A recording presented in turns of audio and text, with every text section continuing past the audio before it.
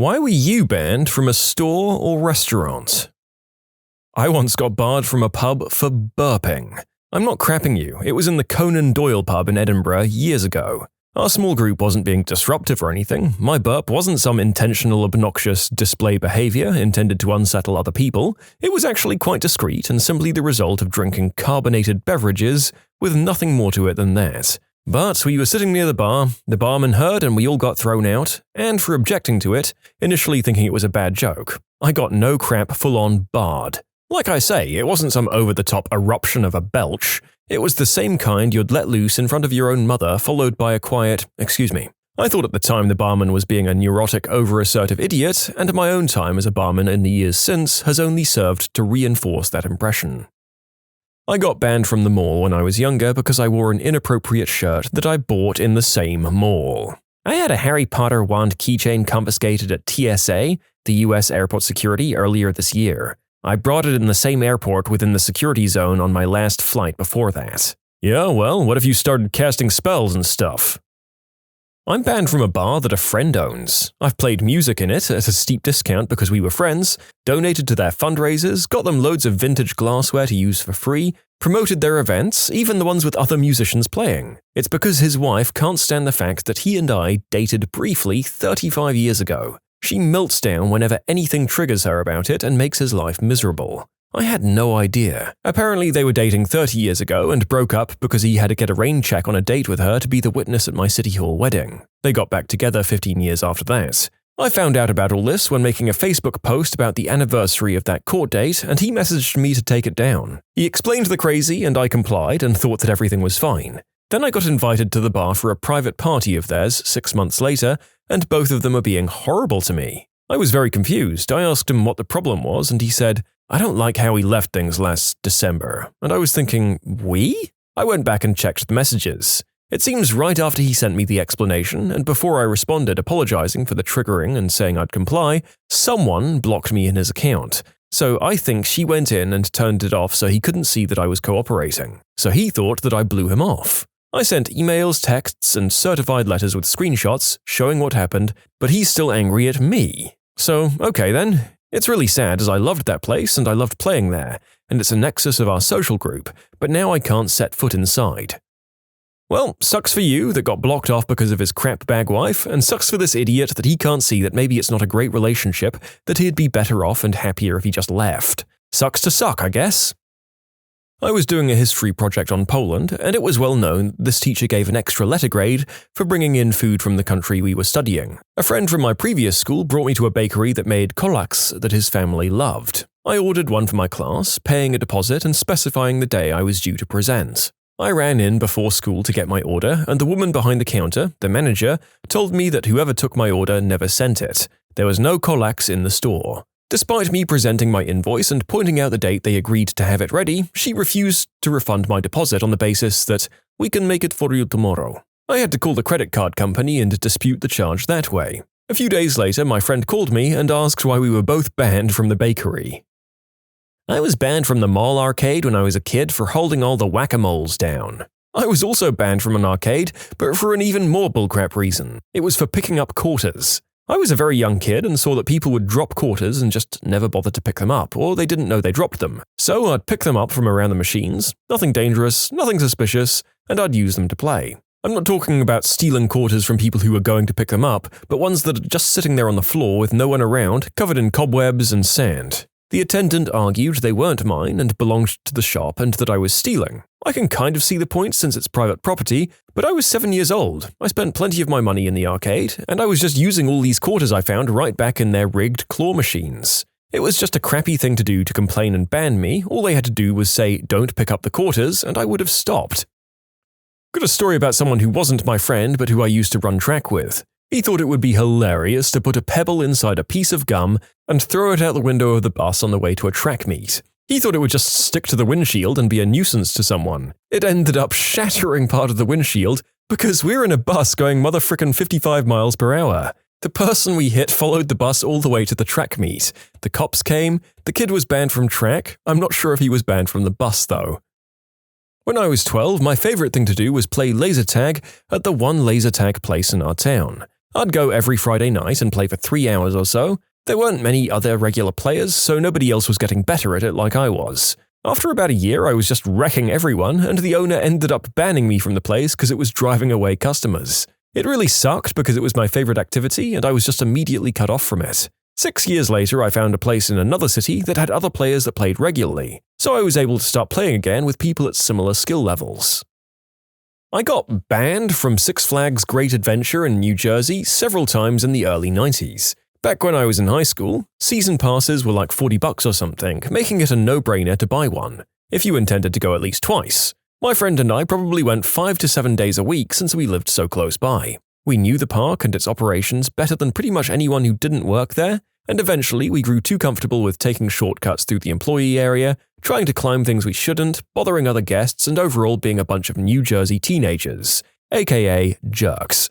The thing is, the only IDs we had on us were our season passes, which we always assigned fake names for no pre-planned reason. In the summer of 1994, my pass said Oscar Schindler, for example. We eventually got in so much trouble they'd take our passes and tell us we were banned for life. Well, another $40 at the front gate, and boom, back in as Itzhak Stern. They needed at that time to figure out the flaws in their system. This is how I got banned from Chuck E. Cheese. I figured out that I could take a ball from the game where you shoot the clown's teeth and use it at the skee-ball machine. The skee-ball machine would count the points but not the ball used, which enabled me to play forever with just one ball and max out the machine. I did it on 2 skee-ball machines before someone noticed and I got banned and kicked out. I got mistaken for somebody else while on holiday a few years back. I popped into a local shop to grab a sandwich and drink, and a staff member forcefully marched over to me and yelled, "You're not allowed in here, I've told you before," as she grabbed my sandwich and bottle of water from me and put them back. Of course, I tried to protest and explained that I'd never been there before and was a visitor to the area, but she gestured for the security guard to come over and escort me out and stood watching from a distance with her arms folded and a smug look on her face, occasionally shouting, "If she doesn't go, I'm calling the police." Thankfully, the security guard was a little more understanding of the situation and happily looked at my driver's license, which proved I lived in a different area. I offered to show it, but then he said, "But perhaps it would be best if you didn't come in here again anyway." I drunkenly stumbled into the big pyramid of wine glasses that were for some reason stacked on the side of the bar. After they all fell and smashed everywhere, causing a huge scene, I proceeded to tell the bartender that it wasn't me. 2 seconds later, I was in a headlock being dragged outside by a large bouncer. My longtime barber had oozing pink eye, and I merely told him I'd come back the next week. He told me not to come back at all. That's a sensitive man right there. You'd think that maybe if you were an ongoing regular and were concerned about catching the old pinky, he'd understand that maybe you didn't want to take your chances with him. Taking pictures of produce and price signs at a small grocery store while shopping. I was just trying to keep track of which of the stores had which food at cheaper prices so I could plan my shopping trips. They thought you were a competitor. It actually does happen. I worked at gas stations for years and had to check competition prices all the time. No biggie, but every so often I'd have to check an inside item price, like cigarettes or candy. It was very awkward and I felt like a criminal. I was banned from the library as a kid. Overdue fees. They let you go up to $70 before cancelling your card. I was an avid reader and my mum hated taking me to the library, always said she would and then changed her mind last minute. It was a 6-mile round trip, so I'd take a wheeled suitcase and get around 25 at a time. The books added up fast. I resorted to stealing books and returning them, and I'm pretty sure some of the librarians just turned a blind eye. They forgive the debt when you turn 18. I was banned from the college cafeteria for taking in a digital food safety thermometer and a copy of the state health department temperature ranges. They were consistently 20 to 40 Fahrenheit low, and food poisoning was a common problem. Nothing says, "We totally hear your legitimate safety concerns," like, "Get the frick out, you're banned." Feeding the seagulls. We ruined the entire upper deck's dining experience with a few French fries. Dozens, maybe hundreds swarmed. It was like a scene from The Birds. People had to evacuate. Back in the late 80s, I was in the Florida Keys with a group of friends. I got drunk and went to bed, and some of the guys went out bar hopping. The next morning, a deputy sheriff showed up at the place we were renting, told us to pack our things and he'd escort us to the county line, and we weren't to come back. So not only did I get banned from an entire Florida county, I never did get a straight story about what the guys who were at the bar did to get us banned. You can submit your own stories to be featured here on the channel. The story submission link is in the description below, And if you want to listen to some vibey music in the background, check out easymode, also linked below, and subscribe. My friend and I were banned for life from a casino in Las Vegas 20-something years ago. We had gone for his 21st, which was the week prior. Despite being of legal age, he looked appropriately 12. After being carded by a cocktail waitress for the 700th time, she recommended he go to the security desk, show his ID, and get a stamp on his hand showing he was 21. That way he wouldn't have to keep pulling out his license. Great! We go to security, they stamp my hand in 2 seconds but start examining his ID real closely. They pull out the guideline for all of the state's driver's license, call over a supervisor, and finally they just say, "No, sorry, this is fake.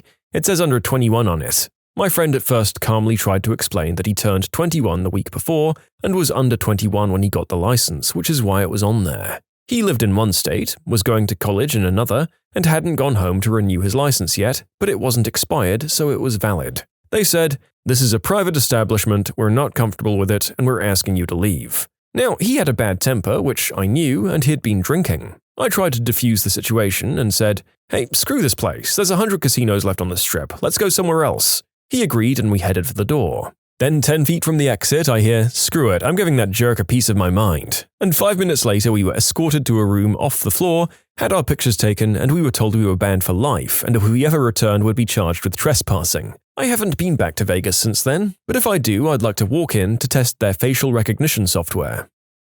I got banned from a local Kmart about 25 years ago for figuring out that if you just slapped the handle on the old twist-turn candy dispensers that took a quarter, it would give you free candy. Yeah, they called that stealing. They took my photo and everything. For the record, I did in fact know it was wrong, and I don't dispute on a technicality that I was stealing. It actually taught me a good lesson, honestly. Still though, I was just a kid and being walked into a security office for my photo was terrific. I tried to pay my cover or entry fee to a bar one time with $2 bills, and instead of taking my money, the bouncer told me to leave in a not super polite manner.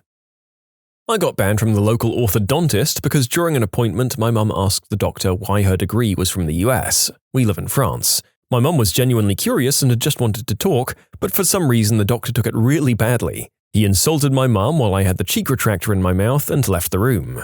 Fortunately, it was my penultimate appointment, and on the last one he was really aggressive and told us never to come back and to go see someone else for my siblings. I was banned from a Kmart. A friend and I went to the local one and took one of those air duster can things and froze bouncy balls with it. If you tip it upside down and spray it, super cold liquid comes out, cold enough to freeze things and even cold burn you. We froze bouncy balls and shattered them, on the ground. We did it to 2 of them. We were both banned. We were also 17 at the time. We were idiots. My family has been banned from the local Marco's Pizza for years because of my mum. She used to have some anger issues and also really loves garlic butter. When the Marcos forgot to include the garlic butter with the order, she called and asked them to deliver the single cup of garlic butter to our house. The Marcos reasonably said they can't do that, but she could come and get it. She stormed over there with our pizza and proceeded to smear the whole thing on their windows and counters. Haven't had Marcos since. On the one hand, I get being peeved. They could have done more, like maybe giving you a $5 gift voucher or something next time. But on the other hand, if you're really already driving over, don't make that journey some Pyrrhic gesture that removes the thing you love, the garlic butter, from your life forever. I used to work at a sushi restaurant. I got fired or banned because I told the manager that some of the food smelled like it was expired and maybe we should throw it out. Next thing I know, she's giving me my check and kicking me out. For legal reasons, I can't say the name, but I will say it's in the San Fernando Valley. They have 2 locations, one in Encina and one in Tarzana. Their name has 3 words. I went to a bar that had newly opened with friends, ordered some drinks, cocktails and stuff. They took forever to make it, and after an hour we still didn't have all the ordered drinks, and some of the ones we did get were wrong. So we wanted to leave and requested the bill. They gave us the full bill, like they wanted us to pay even for the things we never got simply because we ordered them. And of course they expected a generous tip. We argued that we wouldn't pay for drinks that we never got. They called us liars and jerks, threatened to call the cops, and that from now on we were banned from that establishment. We told him we didn't mind and to go ahead and call the cops. When he went into his bureau to call, we quickly calculated what we owed, slapped the money on the table, and got the heck out of there. They went out of business like a half-year later and had to sell the bar. The new owner is okay. Went to a training course out of town when I was 21, and because it was a long journey, the entire group just booked hotel rooms for the night. I booked a single room for myself and got placed on the opposite end of the hotel from the rest of my group, who were all sharing with classmates. Only time I left the room after arriving was to get some dinner and then to go to the bar to watch a football match, where I sat with lecturers who accompanied us and spent the time chatting with them and the barman. Headed to bed at about 11. As I was heading up to my room, I passed my group who were heading out to a nearby nightclub. I had a quick smoke with them outside before they took my number as a kind of emergency contact for themselves.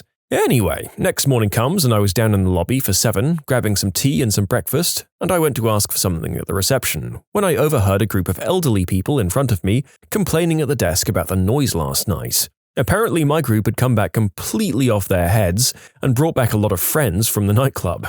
The manager had every room inspected before we left the property and was going to charge for any damages done. Honestly, it was completely understandable. Some rooms, from what I gather, were utterly trashed. I nipped out for a smoke, knowing my room was perfectly fine. Heck, I even stripped the bed down before I left to save housekeeping the bother. But nope, I got called to the desk and told I was being charged an extra $300 for damages done. I inquired about the damages and asked to be brought up and shown them. I went up, followed by the manager, a receptionist, housekeeping, and one other staff member, and they showed me the, quote, damaged room. They told me it was a disgrace and that we were barred, and the cops could be called if we refused to pay the damages. It was incredibly condescending and snobbish. But he shut up very fast the moment I asked if we should compare the time-stamped images I took upon entering the room for the first time the previous day to the current damage he was charging me for. I took my phone out and opened it and flashed the pics. He didn't even look at it. All the damage that I'd caused was there when I arrived the previous day and was at worst minor that any resident handyman could fix in minutes. The manager was looking to make a profit on a Tuesday night and was looking to con a group of students out of it and got too greedy and it cost him. I informed the lecturers and asked very loudly if I should indeed call the police due to them trying to scam us, but we were late for day 2 of the course, so I just left. Nobody paid. I filed a complaint after I left. The hotel was lovely, to be fair, and I tried to go back a few years later with my partner as a surprise getaway present for her, but wouldn't you know it, I was banned from the hotel. My uncle always told me to take pics when entering a hotel room, and obviously the same crap had happened to him previously. My roommates and I, along with a few friends, went out to a bar one night to drink. We had grown a single beautiful watermelon in our yard and brought him along to the party with us. Named him Walter Melon, pronounced Melone, snuck the watermelon into the bar and generally just passed it around and praised him for being a good melon. At first, the bouncers didn't care. They came up to us and just told us to be careful with it. Then one of my friends got pretty drunk and started holding it above his head and dancing with it. At this point, security decided they'd had enough of our shenanigans and tried to take it from us. My drunk friend agreed with them that he'd leave with the melon. A few minutes later, he made it back to the bar with the melon under his jacket. He'd snuck in through the back and avoided the bouncers. Once they saw the melon again, they got pretty angry and kicked us all out. We argued for our melon back, but to no avail. Rest in peace, Walter Malone. Funnily enough, there was this other group of guys who had left the bar and had seen or heard about the melon incident. As we were all hanging outside the bar waiting for an Uber, they drove past, stopped, and handed us a pumpkin. So, we ended the night melonless, but with a new pumpkin friend. We got banned temporarily, but I could probably go back. Sounds like it wasn't entirely a fruitless endeavor. And I say that because I'm fairly certain that technically a pumpkin is a fruit. Shame about your melon compadre, though. Rest in peace, Walter. A bar owner of a dangerous dive bar where I got super drunk and enlisted the help of 10 regulars to beat the crap out of one of my friends. He was hospitalized and they double-charged me before we left and then I was banned. It's been years and to this day we still don't know what started it. Someone got jumped behind the bar nearly every Friday night, so it was only a matter of time. I talked it over with my police officer buddy and they sent officers to request the recording of the parking lot from that night. The tapes were apparently missing and we were crap out of luck, wouldn't you know it? I just got thrown out of a restaurant for shouting at another diner. She had been insulting her child loudly for 10 minutes. The kid didn't do anything in response and just kept eating. You can't eat properly. You're gross. I don't know what she thought the kid was doing wrong. Maybe not using a fork properly? Twice, the woman did that thing that people do to mock disabled people. You know? Ugh. And this was all loud enough that nobody could ignore it. All of the other diners were turning round to glare at her. I was wondering how to intervene. There was too much anger in my mind. Then her partner said something quietly about how she was spoiling everyone else's lunch, and she snapped back, "It's your fault for not restraining the kid." At this point, I lost it. I jumped up, pointed at her, and shouted, You are the problem." And I told her that children should be encouraged and praised, that she was setting the kid up for a lifetime of feeling worthless. And how dare she treat a child that way? I don't remember what else I said. I was full-on berserker angry by this point. "Excuse me," said the staff. "I'm going to have to ask you to leave." "Oh, of course. I'm sorry," I said to the staff. "I'm sorry," I said to the other diners, and then, "But I'm not bloody sorry to you. I don't think that woman will change. I expect she'll punish the child when they get home. But the child will never forget this day. Hopefully they'll know that someone opposes her mother, that someone can fight in their corner. That was 1,000 times worth getting thrown out of a restaurant." What was the worst time you walked in on someone? I was living with my grandparents when I was about 19 years old, and I came home early one day from work. I walked into the bathroom and saw my grandfather, who was like 80 at the time, butt naked, staring at himself in the mirror. He was smiling and shaking around his schlong. After we both made eye contact, we both said, "Oh crap," and just turned around. I'll never forget that image in my head as long as I live. Traumatizing, but not that bad. When I was 8, I walked in on my dad banging my mom's best friend in my bed. She was babysitting and he was supposed to be at work. They were loud and I went to see what the noise was. My dad screamed at me to go away, so I got out of there without actually seeing them. I told my mom when she got home, and she ended up spending the night in jail for breaking her best friend's nose. When she got home, she beat the crap out of my dad with a baseball bat. Wasn't the first or last time he cheated on her either. I got an awesome new Princess Jasmine bedding set out of it though. I just want to go on record that infidelity and abuse are a big no-no, and this kind of behavior really messed me up mentally growing up. OP asked for the worst, so I gave it and tried to be entertaining about it. And yes, the sheets were to replace the ones my dad banged on. I still stand by my statement that Princess Jasmine is awesome. Well, that's a twofer right there. First you walk in on your father cheating on your mother, and then the spousal abuse? That's pretty bad. I live in a 2-bedroom apartment with 4 guys, so it was 2 guys per room. I usually left first because of my job. One day I realized I'd forgotten some important documents and came back to get them. I opened up the door to my room and found my roommate laying naked on his bed, legs up in the air and blow-drying his balls. He later explained to me that he had some sort of jock itch and needed to keep that area moisture-free. That image is burned into my brain to this day, and on his birthday, every year, I send him a picture of a blow-dryer. Look, itches in tender places are just hell. I don't blame the dude, but lock the door, put a note up or something. Demoisturizing balls. Knock, please. So I'm out tent camping in a state park. It's early morning, maybe 6-ish. I need the restroom down the path. I grab my shaving kit, start walking the 500 yards. About halfway, I hear a noise and look to my left, directly into the eyes of a dude hammering away at his girl doggy style inside their tent with the door open. I pause, kinda shocked. Dude waves at me. I wave back. Girl looks up. She waves. I wave back. They continue banging. I continue walking. I guess they just really wanted to be fully in touch with nature. Like if they're leaving the tent door open and everything, they wanted to be seen. I, 25F, was being towed around a house I was planning to rent a room in from Craigslist by the owner. The last bedroom door was closed, so he knocked and opened the door to reveal a husky man with headphones on, aggressively beating off. I still rented the room. I'm reminded of that meme where Hank Hill walks into the room. I freaking love King of the Hill, by the way. And he's like, "Oh, I'm sorry, I thought this was oh, good Lord!"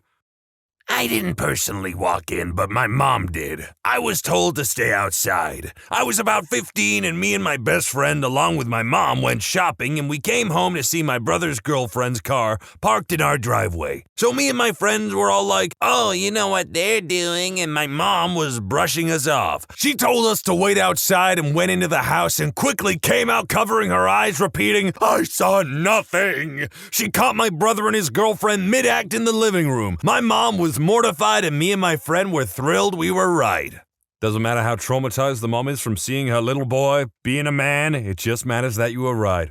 A walking in story from a party I was at when we were all about 17 to 18. A couple of hours in, everyone had turned up except one of the birthday girl's best friends. She eventually calls and says she's out at a club and can she bring the guy she's met, whose name is apparently Sketch. Half an hour later, they turn up pretty drunk. After about 15 minutes, we realize they have vanished upstairs. Birthday girl doesn't really want them fooling around in her bed, but no one wants to walk in on them either. So we send sent the drunkest guy up to calm them down. He toddles off upstairs and then about a minute later comes back into the living room looking pale and distraught. He sits down. We ask what happened. I went upstairs and opened the door, and he was going down on her. And then he looked over at me, and I think he was a vampire.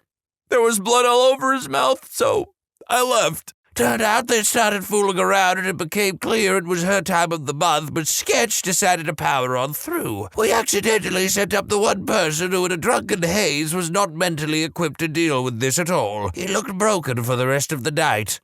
Can't say I blame the guy. That probably would have kind of ruined my night as well. So, this happened last semester, but I got home around 11:30 p.m. and no one was home. I'm like, alright, whatever. I go to my room, throw my stuff down and grab my water bottle. I walk into the kitchen to fill it where the front door is, small 3 BDRM apartment through the school. And in walks this girl. I'm like, what the hell is this girl doing in my house? We make eye contact. I realize it's my roommate in full drag. Fake boobs, wig, high heels, all of it. All he says is, I can explain. already having seen a lot of this kid's oddities, I just say, don't bother, you do you, man. And I just went to fill my bottle and continue to play Civ or something the rest of the night. He now occasionally just chills in drag and talks makeup and clothes with my other roommate's girlfriend. I'm riding this sitting next to this 7-foot unicycle propped against the wall. It's been an interesting year to say the least. Disgusting, utterly debaucherous. I cannot abide by a 7-foot goddamn unicycle. 4 foot is the max that a unicycle should be. You'll break your goddamn neck riding that thing. It's just impractical. TLDR, I'm probably in a smut video online titled RA Interrupts Gay Threesome. What happens next you won't believe. I used to be a resident assistant. I was doing room inspections with my partner, RA. I had given all my residents over a week notice, taped a letter to their door alerting them that I would be coming around. Everything was going fine until we got to room 312.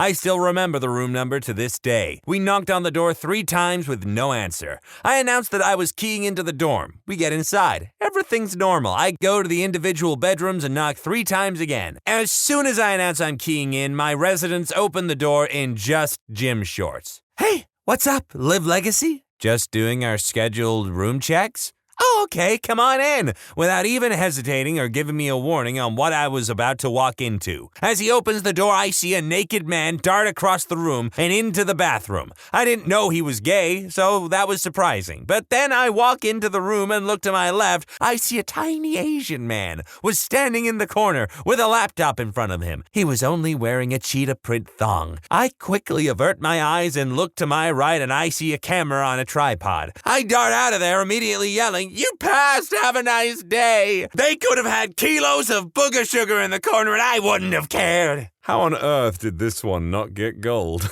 This one was hilarious. Didn't really walk in, but the most traumatizing time. When I was 6, I had friends over for a play date, and I went to go hide underneath my grandparents' bed with my friends. My grandparents came into the room after us, so they had no idea we were in there, so they started undressing and went on the bed.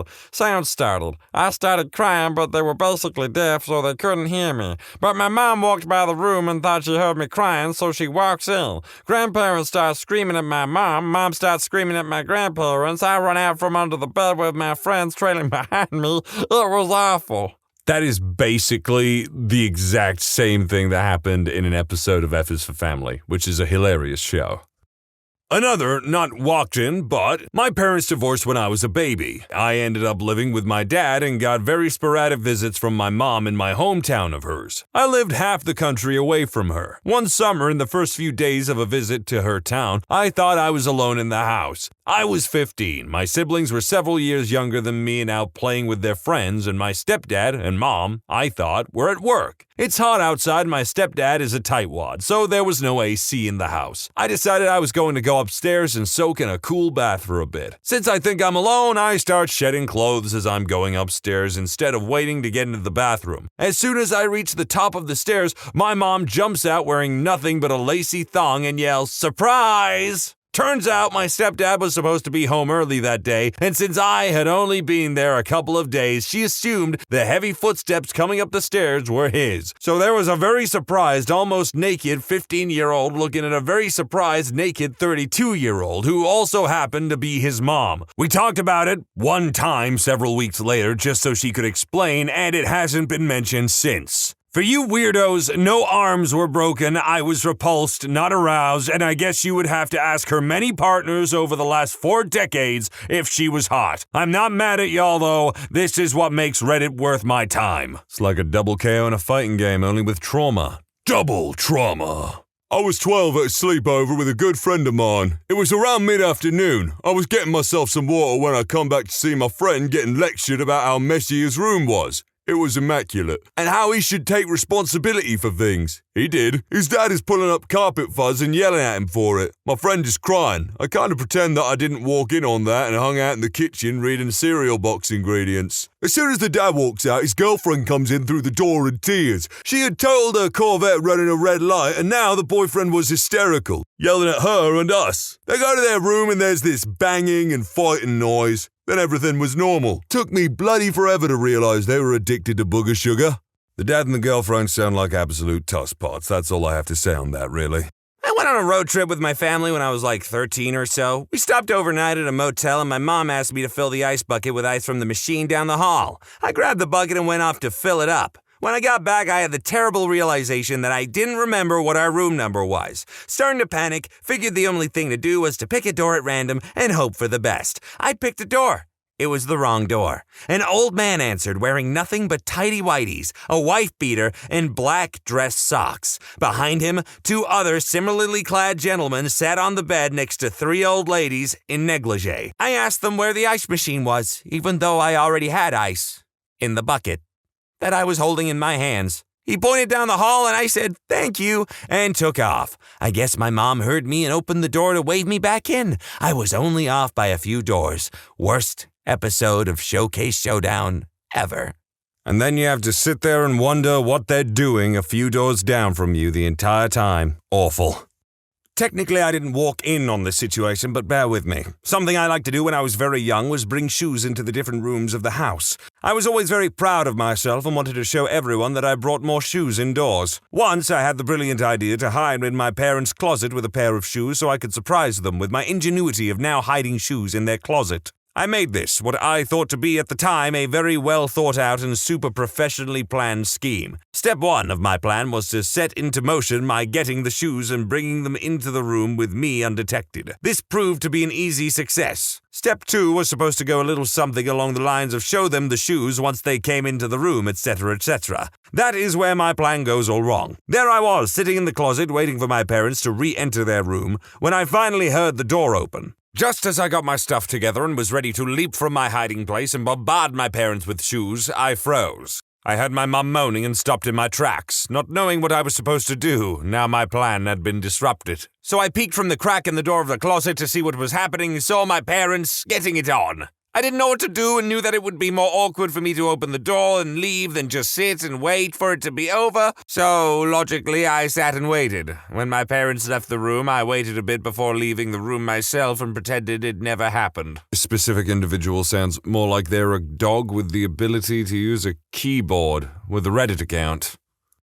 Probably late to the party, but I'll post anyways. I was the one walked in on. In high school, I snuck out of the house late at night to meet some friends. And let's just say I was very hungry when I got home. So I raided the kitchen pantry and took the only 2 edible things that were ready to eat. Plain tortilla chips and plain Hershey's chocolate bars. I go up to my room and start eating the chocolate and chips. Mind you, I sleep naked and it was a little warm in the house. So I'm naked on top of all the blankets, and with the state of mind I was in, I was making a pretty big mess. Crumbs and chocolate bits getting all over my chest. Well, then I pass out. Here comes the problem. I have always been hard to wake up. We're talking now I have to set 12 alarms every morning for work. So every morning my parents, Mom until this incident, would come to my room, open my door, turn on my light, say time to get up, and close the door. Turning on the light was the only way to get me out of bed. So, my poor mother comes to my room to wake 17-year-old me up, and as a 17-year-old boy who is just waking up, I was fully erect. Doors open, lights flip on, and there is her son laying like a dead starfish on his bed,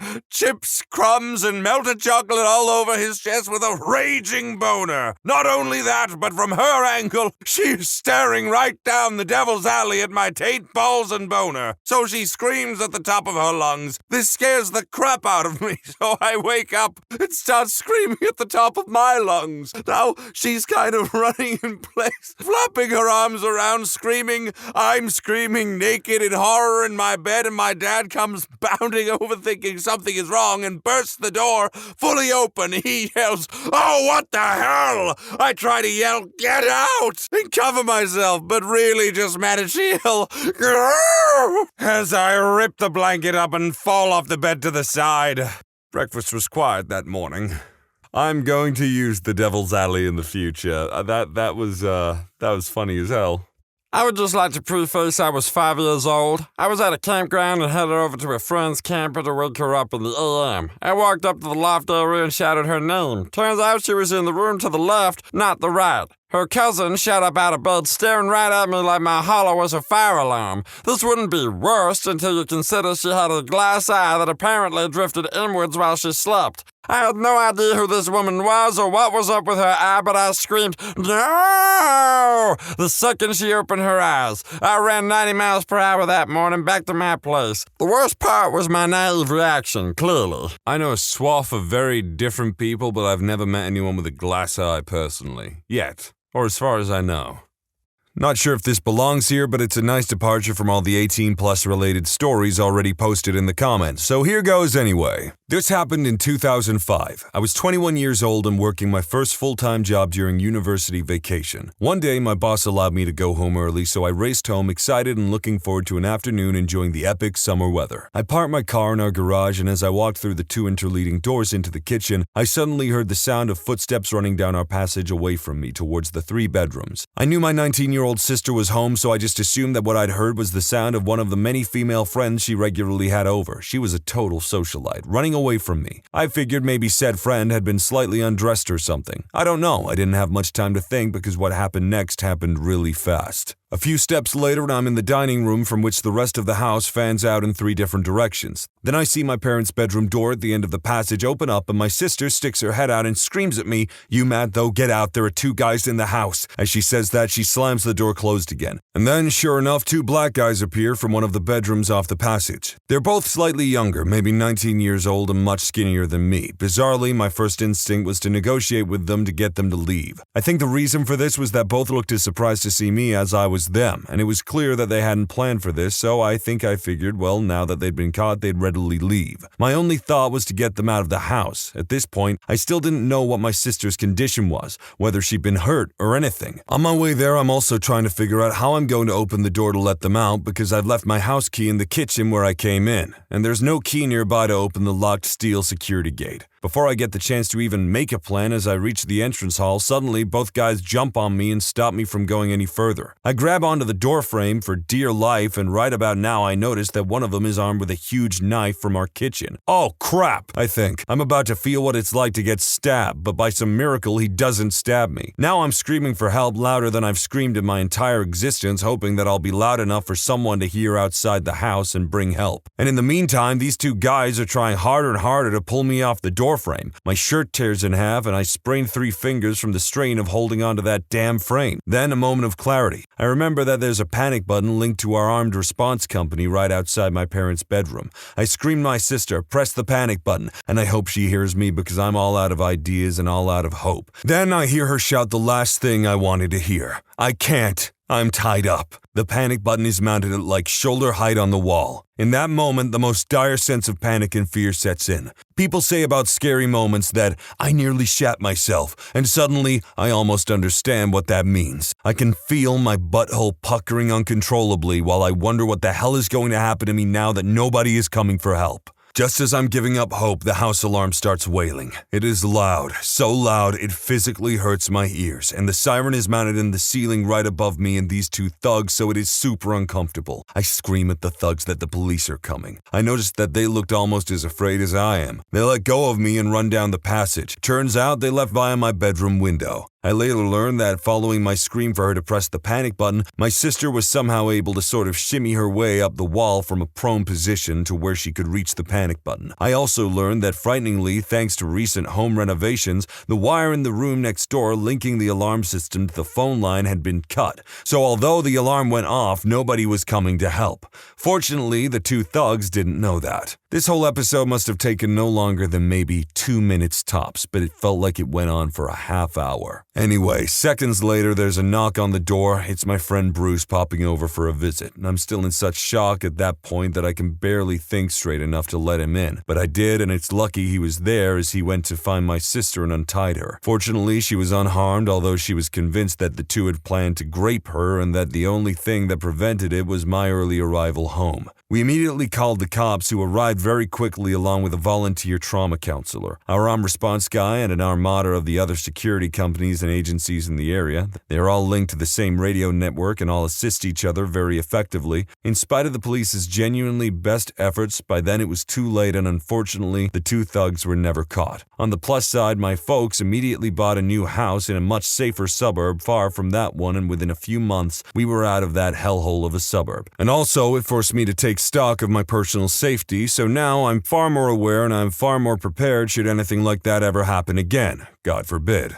I'm sure a lot of people are thinking the same thing right now. I want to hit the gym so goddamn hard right now. It's these kind of situations that you need to be prepared for. And having a home invader, two home invaders, is probably absolutely terrifying, especially when you've got family that you don't know what their condition is. Like, I can completely understand why this dude's mind just went completely blank, why he reacted the way he did. I know I'd go absolutely berserk if there was a stranger in my house, stealing my stuff, trying to hurt my family. I don't frickin' know. But then again, in the UK, you're not actually allowed to defend yourself, it seems, from people who are trying to commit violent acts against you because our laws are, well, I can't use that word, but I'll say stupid, and you can think about what I actually wanted to say. Anyway, try and stay sharp, be ready for people who try to mess you about, hurt you, whatever. Hit the gym a little bit, do a bloody boxing class or something. I did frickin' Jeet Kune Do, and frankly, this has put me in a foul mood all of a sudden. What was your best "you have no power here" moment? When I realized I could just hang up on my sister when she wanted to yell at me on the phone. As a 12-year-old, that was a powerful moment. My sister is 6 years older than me, so after she was 18 and out of the house, she realized she could talk to me any way she wanted, and if I wanted to say something back, she would run to our parents. Fast forward 6 years, her and my parents took me out to eat for my 18th birthday, and she caught an attitude and I cussed her out. She gets the fish look on her face and looks at my parents, at which my mom laughs, shrugs, and says, "He's an adult now and he's tired of your crap." This is funny. Me and my brother did not get along that much when we were younger, but the moment he moved out, we got a lot closer. Sometimes you just don't make good roommates with people. I worked at Domino's and there was this old lady who ordered from us a lot and was always unpleasant. One day she calls and makes an order she must make a lot because she knew exactly how much it was supposed to cost down to the penny. I put in her order and tell her how much it is, and she starts getting upset because the order is 2 cents more than what she usually pays, and starts accusing me of trying to steal money from her. She asks, "How much money do you make stealing 2 cents from every customer?" Well, if I was trying to steal money and I did it to 100 customers, I would have made a whole $2. I didn't know what to do because she wouldn't accept the order and it was exactly how much she thought it would be. And there's nothing I can do to remove 2 cents from an order, so I asked the manager and she just tells me to hang up. I was new at the time, and I'm guessing that this wasn't the first time the store got screwed over by this woman. It felt amazing, and that was the only time I had to deal with that customer. I used to work at a call center, and I loved hanging up on terrible customers. I once worked for a shady company that sold and repaired expensive American vacuum cleaners. I was the service manager. I had planned a 6-week scuba diving trip with a mate for 2 years. They were well aware of this and said it was fine. When the time came close, I put in my application for 6 weeks leave. I was called into the owner's office and was told that I could only take 3 weeks. I had saved up the time with their permission. I pointed this out and they were adamant that 3 weeks was the most that they were prepared to authorize. I even tried to negotiate them to 5 weeks, but they firmly rejected it. So I walked away from the office, wrote my resignation letter, and left. Had a great holiday diving the Great Barrier Reef. They rang me up weekly for a solid 3 months, offering all sorts of incentives to come back. But by then I had already won a great government job. Screw you, Tony and Ann. If the military ever taught me anything, it's to get everything in writing. That, hey sir, I'm taking leave for the 4th of July for 4 weeks, and his, yeah, sure, in passing in February means nothing unless you have it in some form of physical writing. Email, paperwork, or whatever you have, document everything. I agree with this statement. Always create a paper trail at your job. It will most likely save your butt in the future.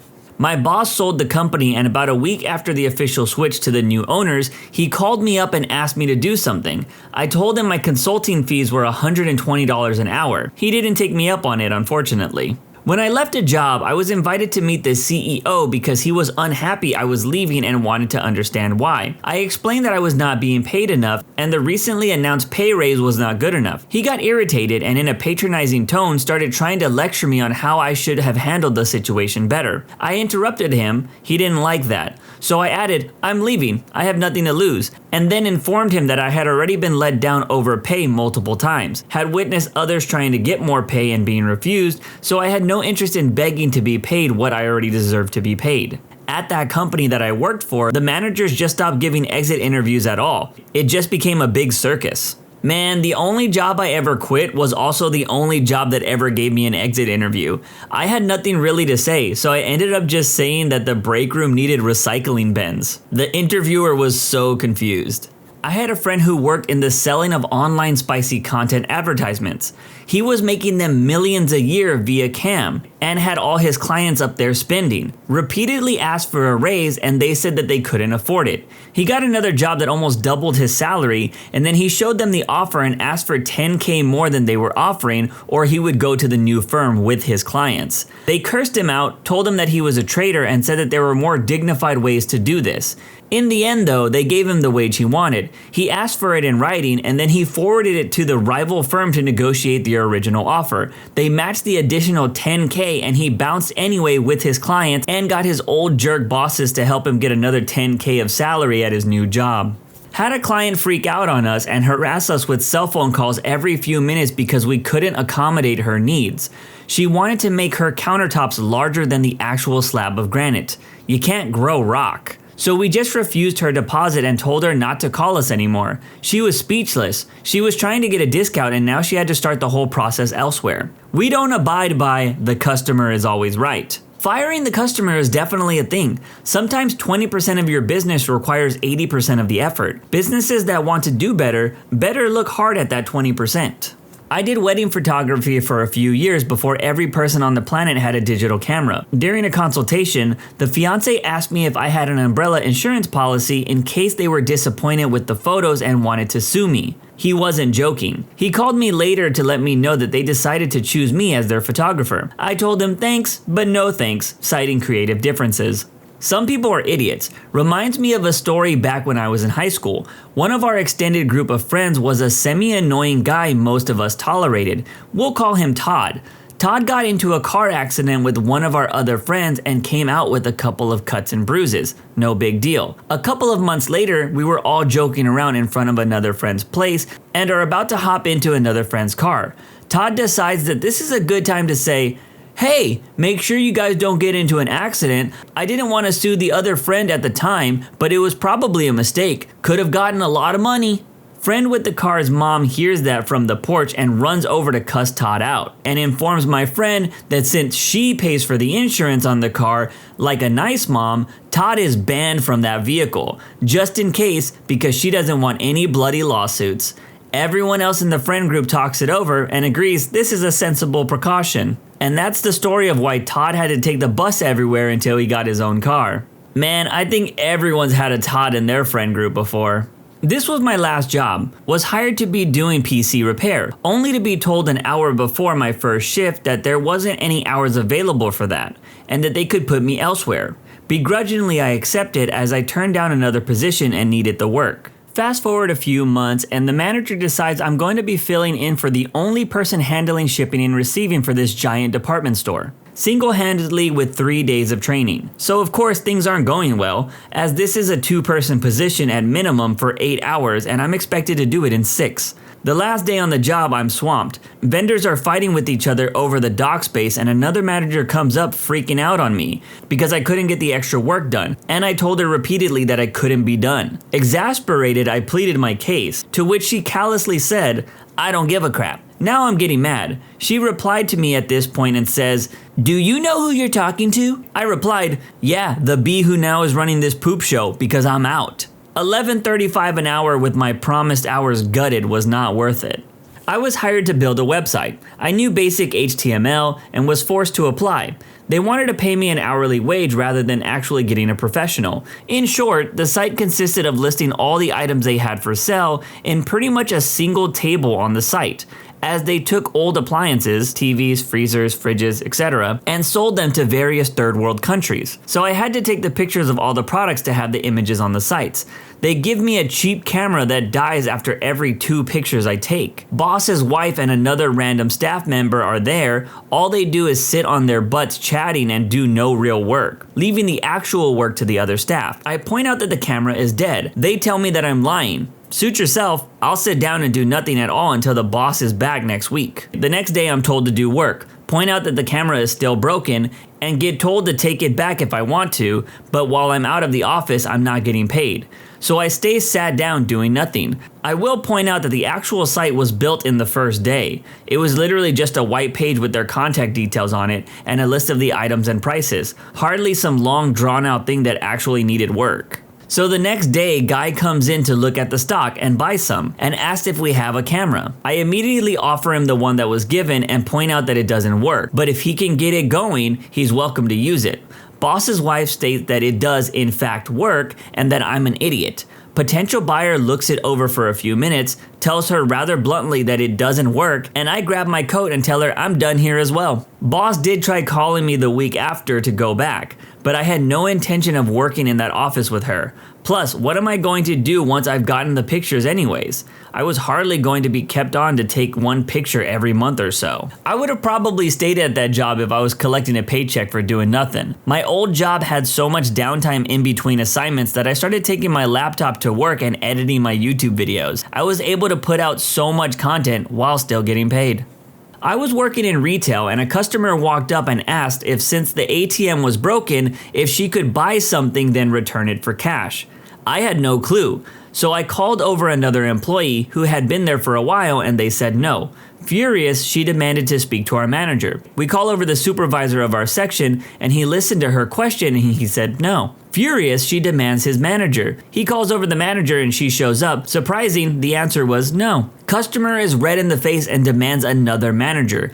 We call over another manager, wink wink. She asks again and he says no. When she said she wanted his manager, the owner said, "I'm the owner of this store. The answer is no. It's against company policy." She stormed out, surprisingly not asking for the CEO of the company. She didn't take no from 2 employees, 1 supervisor, 1 manager, or the owner. And Jesus freaking Christ, when you have 5 people of increasing power lined up telling you no, and there is a line of bored customers behind you, I think you need to stop. As someone who worked retail for many years, I will tell you people will complain as long as they can if they think they can get what they want. I had found another job and was just waiting it out to get my bonus.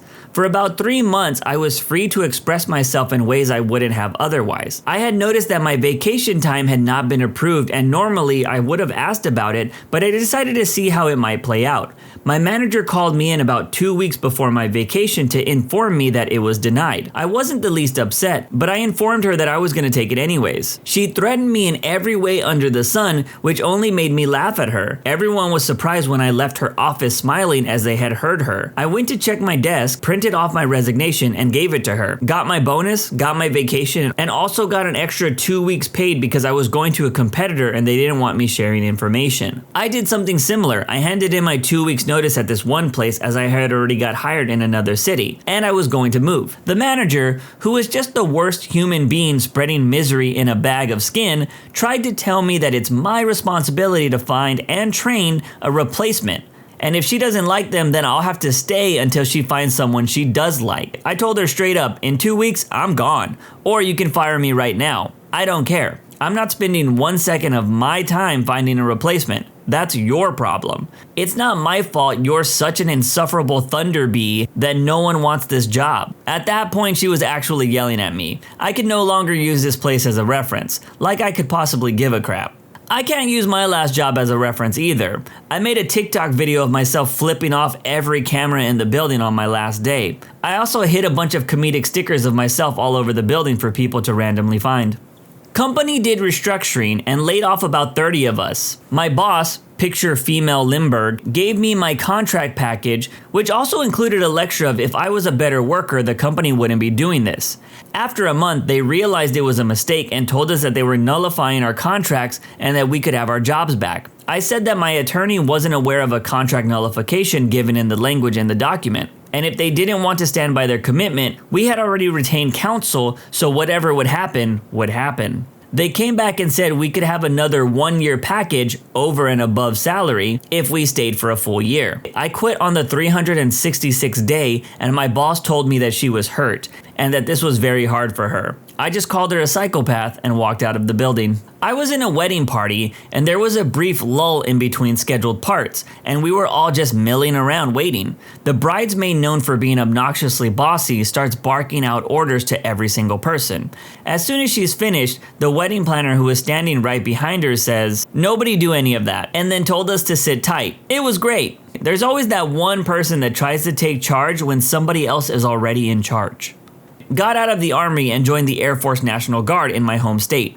20 minutes after leaving my new base for the first time, I receive a phone call from a guy introducing himself as a sergeant first class from the Army Reserve, informing me that his system shows my name had been pulled from the reserve pool to deploy to Iraq within 3 months, and he congratulated me. I kindly informed him that 1, I had just returned from deployment before getting out and was still guaranteed more than 3 months stateside, and 2, I had enlisted in the Air Guard and therefore exempt. He got irritated, raises his tone of voice, and said, "Well, you better get that paperwork to me ASAP because my system says you're going." I told him I signed a contract which binds me to that, not your system. It's not my job to update to ensure your system is up to date. I give him the name of the organization I was now affiliated with, the city, the state I was in, and my recruiter's name, rank, and personal phone number. Now you have several different ways to contact who you need in order to get your system updated, and I just hung up on him. Question? Did you join the Air National Guard in part to keep what tried to happen from happening? Was this pretty common for the Army to try to reel people back in? No and no.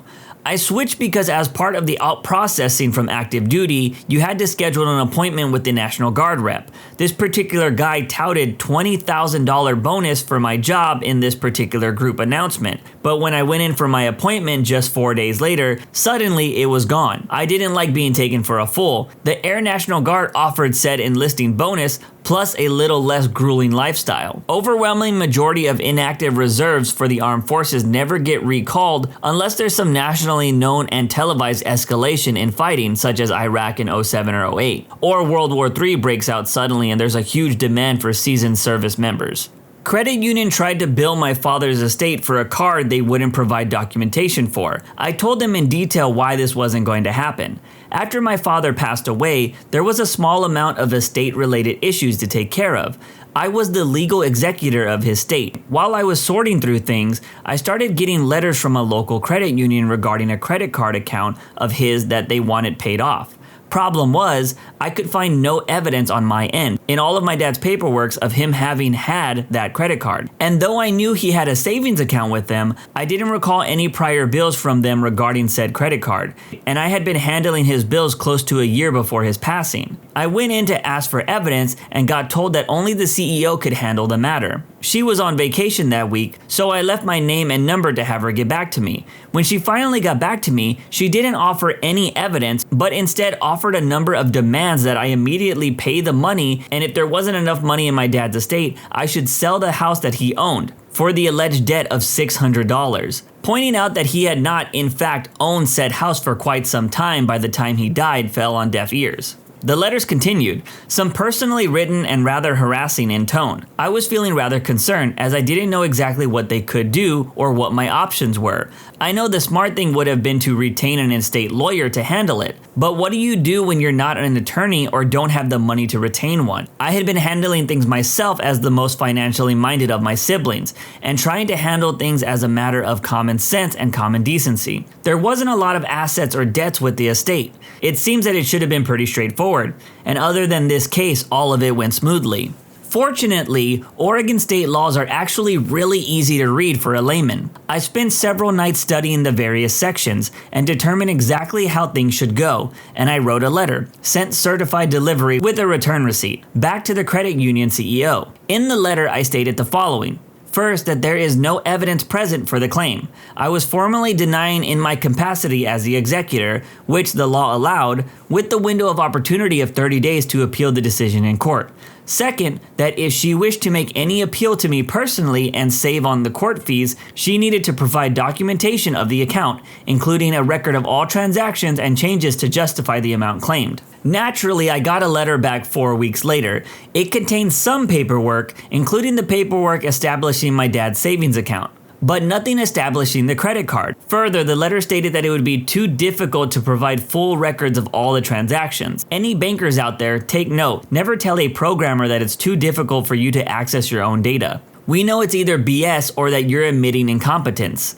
This would have been a 5-minute database query for me, and that's if I had to look up the tables first. The letter reiterated the demand for immediate payment, again stating the house, which again, not actually my dad's, but she kept insisting it was, and said that it would need to be sold for payment. I wrote another letter. In this letter, I clarified several points for her. First, that as she had not provided the required documentation, she had not actually made an appeal that would be subject to evaluation, let alone acceptance. Therefore, the original denial of claim stood unchanged. Second, that it is not her place to determine my father's assets, as she is not the executor of state. Third, that even if her claim were to be granted, Oregon law requires 6 months from the descendant's passing to receive all claims before any of those claims may be paid out. And by demanding immediate payment, she was attempting to get me to break the law. Fourth, that Oregon law declares priority of claims by the nature of them, and credit card debts were ranked N, where the above included taxes, medical debts, and various other things. Even if her claim had been granted, she could not be paid unless there was money left after paying all the higher priority debts. And even if the house had been included, that wouldn't have been the case. And fifth, as the 1-month deadline for appealing in court would have expired by the time they received this letter, they had exhausted all of their legal options, and further attempt to pursue this claim would constitute unlawful harassment, and charges would be pressed in such an instance. I never heard back from her again. This was a massive W if I've ever seen one. Good on the OP, even though I didn't understand half of it. What was the biggest plot twist that happened in your life? My mom and I haven't really had a relationship for the past 5 years, for a lot of reasons. A couple of huge parts of that being my having left the religion that I was raised in and her having severe bipolar disorder that made her nearly impossible to deal with, which she refused to maintain treatment for. We have only spoken once in the last 5 years and it was awful. It was about 1.5 years ago. I drove down to California to visit her, 450 miles from me, and tried to patch things up. It ended up in a huge blowout fight and generally went as poorly as it possibly could. We never spoke again. One morning in May this year, my dad showed up at my door randomly. He and my mom had been divorced for many years and said we needed to talk. The apartment building my mom was living in had been set on fire and she didn't make it out. I still can't believe how hard it hit me. It changed me, maybe forever. The worst part was about 3 weeks ago when I was trying to remember the password to an old PayPal account. I had to have it reset and it was sent to an old email address that I haven't used in years. When I logged in, I found an email from her, sent just shortly before she died, apologizing and trying to reconnect and make amends. We had been out of contact for so long it was the last email address she had for me, but since I hadn't been using it for years, I didn't get her message until months after her death. That is exceedingly tragic, and I just feel like even if you don't see eye to eye, you need to have some method of communication and keep each other up to date on how to get to each other, at least if there is some kind of emergency in your lives. Wife was pregnant with our third and last planned child. We ended up in ER. She was miscarrying. The nurse cried because the fetus was not viable, so there was nothing to be done. It was horrible. One of the first times I felt completely helpless as an adult. Well, turns out the miscarry was actually her body making room for twins. The girls are now 5. Went from losing 1 to gaining 2. I apologize for poor phrasing. I typed it late on mobile. Let me clear up some things. The couple previous ultrasounds only showed a single baby. There was only a single heartbeat. The miscarry symptoms, horrible cramping, pressure, blood loss, was her body preparing for twins. We did not lose a baby. We were told we were losing it by doctors and had accepted that. The position of fetus B was in a dangerous location that would make overall development and C-section very dangerous. We were told the second time that we'd more than likely lose a baby. My wife Grace was put on respite and went on to carry the twins to full term. The unlikely twin is named Grace. Smiley face. That certainly started off rocky, but turned out all right in the end, thank goodness. I was transferred to a division. Within a few months, my new supervisor and I hated each other. She was incompetent and I spoke up when she screwed up. She made my life hell and finally decided to give me a job that she thought would make me quit. I packed up my stuff in a box and asked for help moving to my new desk. She said she didn't have anyone to spare. I was carrying my box and didn't see a spill on the floor, ironically just outside her office. I slipped, fell, and broke my knee. I am on permanent disability, very legitimately received a huge settlement, lifetime health care, retired early. She was demoted, then fired partially due to the way she handled my case. This all happened a few years ago. Recently, when my husband and I were grocery shopping, I saw her in the store. I didn't want to see her, but my husband caught her eye and gave her a big thumbs up. She looked angry. That sounds like a happy ending, but the fact that they're on disability for the rest of their life after breaking their knee and stuff, I would be utterly and unfathomably miserable if I could not move properly. I love being able to move. I like going out on sunny day strolls and riding my bike and stuff. The money might help, yeah, but I just appreciate my ability to move and stuff, personally. I met a girl through Plenty of Fish and dated her for a year. She lived 6 minutes up the street from me, so we saw each other quite often. Both of us were quite introverted, so we mainly only hung out with each other. We both considered the relationship to be serious and exclusive. Anyway, right from the start of the relationship, I noticed that she would text this one guy pretty frequently. I asked her about him, and she told me that he was her tattoo artist. Just to be snoopy, I checked out the website of the place she got her tattoos done. Sure enough, there was a tattoo artist there with the same first name as the guy in her phone, but the last name was different. I asked her about it, and she quickly called me out on being paranoid, and how it was ridiculous to think that she would lie to me. I agreed, it was pretty paranoid of me. Maybe 5 months later into the relationship, I'm on Facebook and I decide to search the name of the guy in her phone. A profile comes up in the same small city we both live in, but there is no profile picture or anything. I decide to bring it up with her again because now there is 2 Facebook profiles, one who is actually a tattoo artist and one who has the same name that is in her phone. She freaks out on me for bringing it up again and tells me that I'm crazy. I agreed but just wanted a straight answer. She told me that I had nothing to be worried about. I apologized and we got over it. About a year into the relationship, I found her on Plenty of Fish. I would periodically go on there to see if she recreated her profile. We both deleted our profiles. I found a profile that I thought might be hers, but obviously no pictures. I catfished it and it turned out to be her. She was back on Plenty of Fish and looking for guys. I had all the evidence I needed and I was going to confront her with it the next day and break up with her. However, I thought that if I was going to break up with her, I was going to message this Facebook profile I had found that matched the name in her phone just out of curiosity.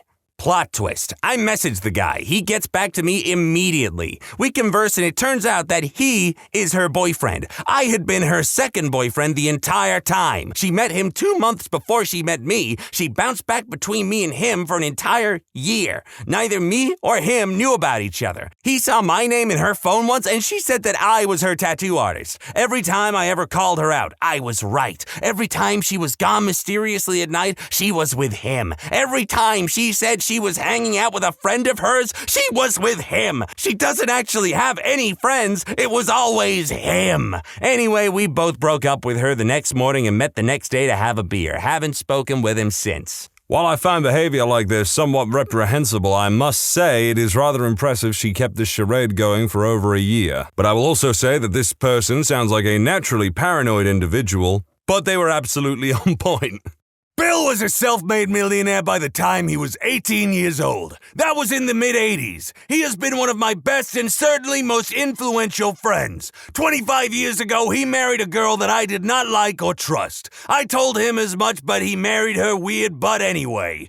A few years ago, she ran off with a guy she met at a roller skating rink. He apparently wooed her with his zooming around or whatever, and Bill was single again. He met a girl and I insisted I meet her. Bill remembered that I had not approved of his ex. We met for lunch at one of those awful buffets. The girl was beautiful. She used English like a scalpel, working on a PhD. She was awesome. But I noticed little things about her. She had obviously been to finishing school. Then why did she have fingernail polish on her cuticles and a dress from a 1985 resale rack? There were just a lot of details that didn't add up, and Bill was getting ready to marry her. I told Bill that I thought she was hiding something, but I didn't care. This gal was high class and high bred. I told him she was great. Bill hadn't met her parents till the wedding. It was at their beach house in Destin. It turns out that my friend hadn't told his new bride of his formidable wealth, but she had been hiding the fact that her parents are legit billionaires. Bill deserves someone like her. And I wish Bill all the happiness in the world.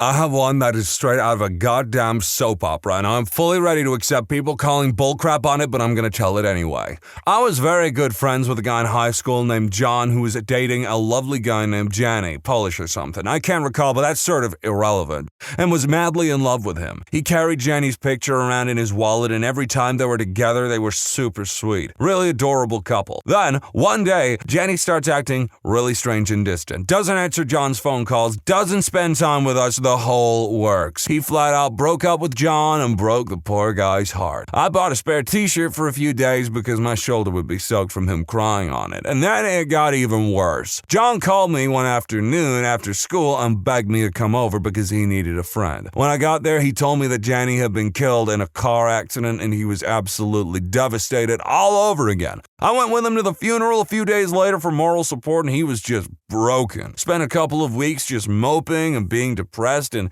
here comes the plot twist. Are you ready for this crap? He gets a frickin' call from Jenny. He had a twin brother that we never knew about who was apparently a big troublemaker, and he had been sent off to boarding school. When he'd be home to visit last, they'd swap places for some reason that I never found out. Either simply for love or for some other reason I never knew, but they did. His twin was the one that had been avoiding John and broke up with him, and he had been drinking and doing illegal substances before he got into the accident that killed him. Jenny had been off at boarding school, so he wasn't able to make it back for the funeral, and when he did get home, he had to work up his nerve for a few days to tell his parents what they'd done, which led to them realizing that the child they thought was dead was actually alive, and vice versa, which led to some fun family complications, not the least of which being obituary retractions, headstone replacements, and lots of screaming apparently. Meanwhile, John and him had a whirlwind romance afterwards in a giddy fit of reunited bliss, but it fizzled out after a month or so because John was furious after the reality sank in at what Jenny had done without telling him and letting him be so miserable all that time. Not to mention letting him think that he died. I was the third-party observer in all this, but to this day, it's probably the most unbelievable thing that's ever happened in my life. Well, this just had everything. Illegal substances, alcohol, romance, identical twins. Yeah, they're right, it is straight out of a goddamn drama. Told this before and will again. I was a little goth girl in high school and secretly had a mad crush on an upperclassman that was a wrestler and did cross country. My cousin, who was Little Miss Socialite, also had a crush on him and hit on him constantly. He and I were complete opposites. We rode the same bus and I was pretty sure I was invisible to him. So one day, his friends start picking on me. He gets up from the front of the bus, moves to where his buddies and I are sat, and sits down next to me, throws his arm around me, and they stop. This annoys the hell out of my cousin as he and I become friends, and he constantly ignores her advances. She later goes on to have me expelled by saying I had a bomb and was going to blow up the school because she didn't like this or that her BF and I were close friends. This ruined every friendship I had except the one with my and her crush. He and I remained friends even after he moved away, and then closer friends when he moved back. Today, he and I are going on 4 years together. We bought a house and car, had a daughter, and are working on plans to build our next and probably permanent home. 10 years later, that B-word is still greener than a Granny Smith apple. Little did the cute AF goth girl's cousin know is that when she accused her of being a literal terrorist, it only made him want her more. Had a child with a woman I didn't love. Gave up my entire life to move states to try and give it a go. Became depressed and made the decision to move back home after realizing it just wasn't working. She filed for child support and thus began the gauntlet of her parents reminding me of how I abandoned my son and family and that I was a piece of crap. Ex wouldn't let me talk to my son unless I paid child support plus additional expenses, which I did, because what did I know about being a father at 23? Still made monthly drives to see my son because I loved him. She became increasingly addicted to illegal substances and moved my son from state to state, turning to family members she could leech from. Parents told me I would never see my son again because I don't deserve him. I sued for sole custody, and I'm currently owed $60,000 in back child support and lawyer fees. She's been held in contempt 4 times, and we have a compliance hearing coming up on the 10th. She doesn't attempt to speak to my son, now 6. He wasn't yet 4 the last time they spoke, and current girlfriend of 5 years is referred to as Mom. You know, good for this guy. He seems to have gone through a lot of personal suffering and well chuffed that he persevered and now happier than ever. Hell yeah.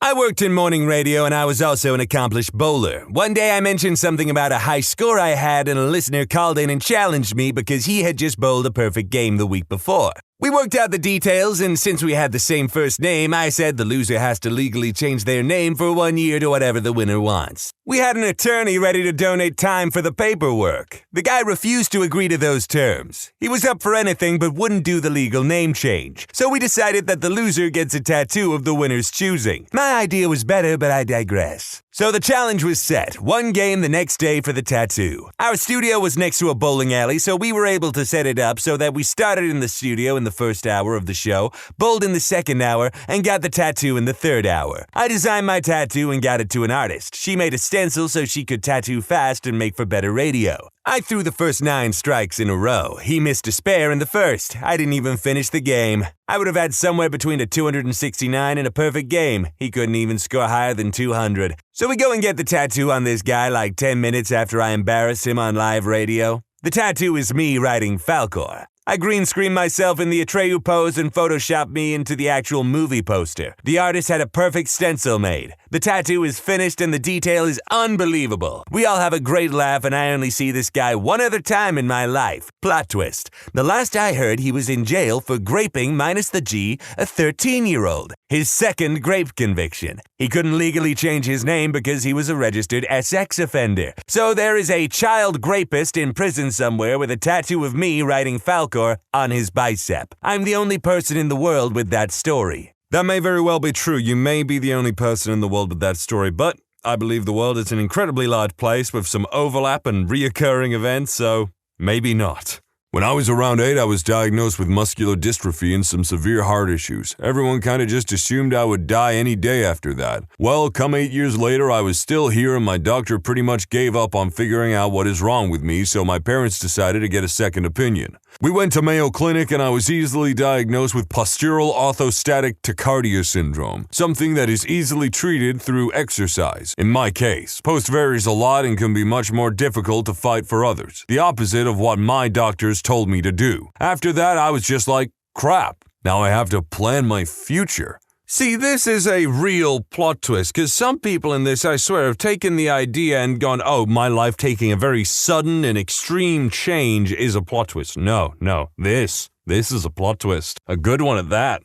I will try to keep this as short as possible. My grandfather left my grandmother for another man after 35 years of marriage and the raising of 2 kids, a daughter, Mom, and a slightly mentally disabled son, Drunkle. It messed my grandmother up pretty bad. Fast forward 16 years, my mom dies from liver failure. Me and my kid sister are young and broke. Grandmother is old and broke. Grandfather pays for everything. Nobody says anything to him. No thanks, no condolences, nothing. I want to go see him and talk to him, thank him, and see how he's doing. I asked my grandmother where he lives on the grounds that he told me he had something important he needed to tell me. Pulled out of my butt, obviously, but grandmother bursts into tears and confesses that grandfather is not my mom's real father. She had a whirlwind romance with some traveling jackass con man who left her as soon as he could. Grandfather offered to marry grandmother and raise my mom as his own. Mom never knew. I was stunned. My grandmother was always really judgmental of other people and looked down on anyone else in this exact situation. She was sobbing at this point, and I snapped at her to stop because blood never really played all that heavily into what me and my sister considered family that she shouldn't consider it either. Anyway, that's how I found out one of my family's biggest secrets on accident and then promptly didn't give a crap.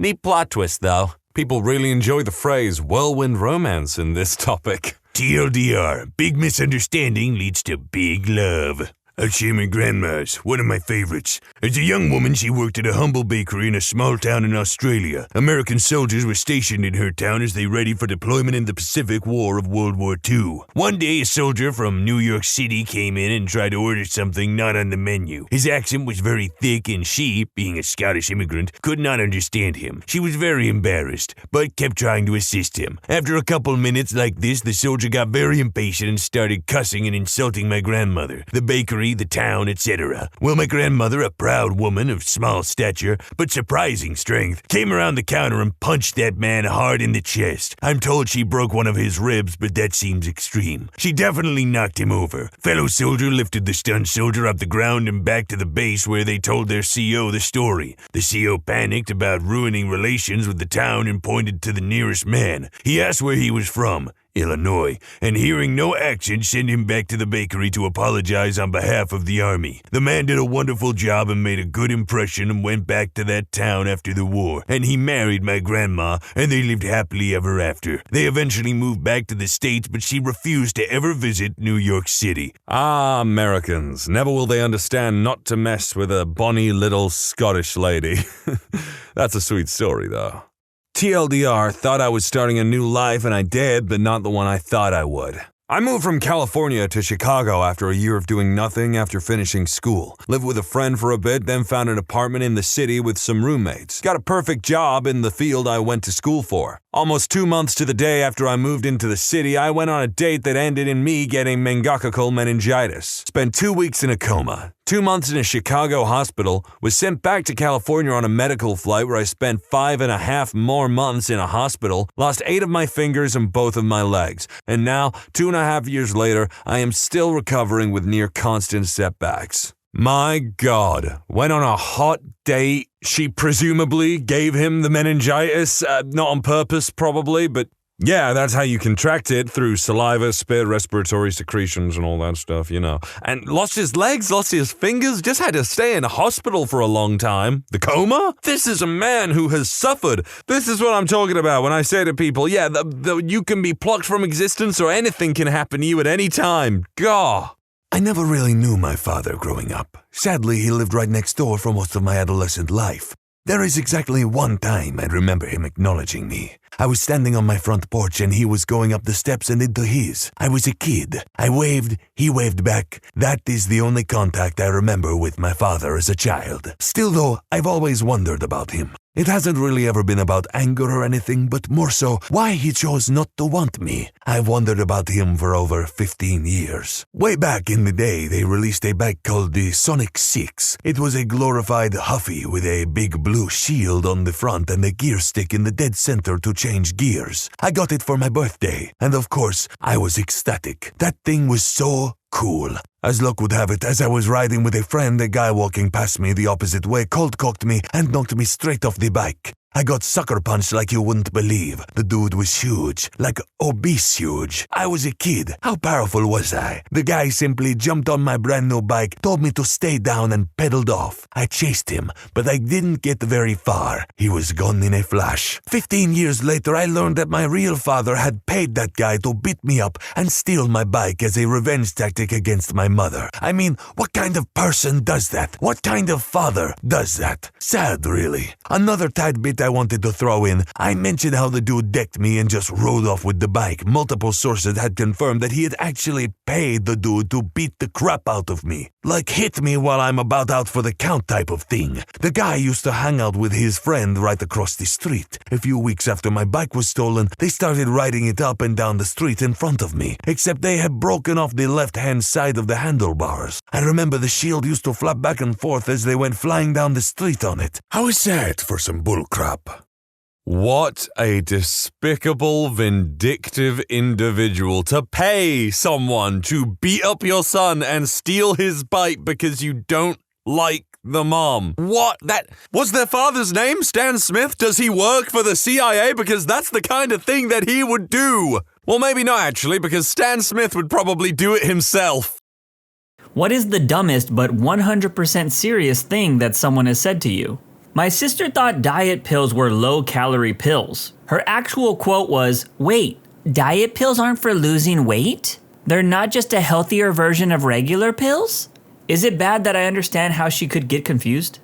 You stupid idiot. How can there be shadows on the moon if there's no gravity? Working in retail and a customer came up to me and said in a very angry tone, "What is that noise? You need to tell your manager to fix whatever that is." That's rain. It's raining outside, lady. I will say, when I worked at a big warehouse store, when it rained hard, it was pretty loud. We were in a car and an ambulance passed us with its lights on. My friend turned to me with a very serious look on her face and asked, "If you were a blind and deaf car driver, how could you know how to pull over for the ambulance?" That became her senior quote. I had a similar thought the other day. My younger sister asked me why ambulances have flashing lights. I said that it was to get the attention of drivers, especially those that may be deaf. I then thought to myself, the loud sirens must be to get the attention of blind drivers. You would think that blind driving is an obvious no-no, right? Well, I learned recently that blind people can legally get a license to carry, which is pretty wild to me. My then 16-year-old sister once told me while cutting an onion, "God, why did they put the paper on these onions so tight?" She actually thought the skin of an onion was some kind of wrapper. I used to work in a kitchen, and one of the pot washers was cleaning a slicer, and not exactly being careful. I told him the correct way to do it, so he didn't chance cutting any of his fingers. With a straight face and being completely serious, he told me that he didn't care if he cut his fingers off. It would just grow back, like a starfish. "Hi, is this the Krusty Krab?" "No, this is Patrick." I was once told that substance dogs at the airport, schools, etc. were addicted to the substance they were looking for, so each airport had a different dog for each substance. This person was a university graduate. They were probably really wasted while watching that episode of Family Guy where Brian becomes a substance-sniffing dog and gets addicted to a certain powder. I bet they saw that episode on TikTok, and then there was Subway Surfer and someone cutting soap next to it. This happened last night at the bar I work at. I get a ticket for 2 Chardonnays, one with ice. All right, one with ice. And one as it's supposed to be. There we go. 3 minutes later, in storms a lady with 2 wine glasses in her hand. "Look at this," she says, and somewhat slams the glasses onto the bar. I am a little shocked that the glasses didn't break, and I did as I was told. I looked at the glasses. Yes, 1 Chardonnay with ice and 1 without. "What's the matter, ma'am?" I ask. "Why did she get more wine than me?" she asked, annoyed. "More wine?" I ask. "There's not more in either one. Both have 120 milliliters exactly, as it's supposed to be. Would you like some ice too?" "But that one is fuller," and she points at the one with ice. "Yes, it has ice in it," I reply. "Why does she get more wine with the ice? Why don't I get more wine?" "Look, this one has that much more wine," showing the difference between the glasses by pinching her fingers. Well, you get where this is going. This lady didn't understand that if you fill 2 glasses of wine and add ice to one, the ice will make it look fuller. But it's just because the ice takes up space. I had to literally show her that it's just the ice making it look like the glass is fuller, which it of course was, but didn't have more wine. Even then, I think she still thought she was being mistreated. When you have to explain Archimedes' freaking principle to an irate customer, you should win a prize. Doing so sounds frustrating enough in a normal setting. Now picture a crowded bar, 2 rows of people waiting to order drinks, a ticket machine spitting out orders from the terrace and the seating area. But damn, I wanted to end this lady. In the end, I took out the ice from the glass, told her, "Look, the same. Now I add the ice, just the ice, and there you go. I didn't add more wine, did I?" And then she sorta agreed and sat her butt back down. Still don't think she trusted me on the "there is no more wine in it" part. If I ever open up a service-based business, I figure each of my employees should get one F off per year of service. It will be well advertised to our customers that if you are the lucky recipient of said F off, you should assume that you're the worst customer that employee has dealt with in the last year. And you should ban yourself from the premises. While working at my first library job, there was this young college girl, I'm assuming freshman, who came into the public library for some books for class. She seemed to be doing fine, so I leave her alone until she repeatedly makes very frustrated noises, so I offer my help.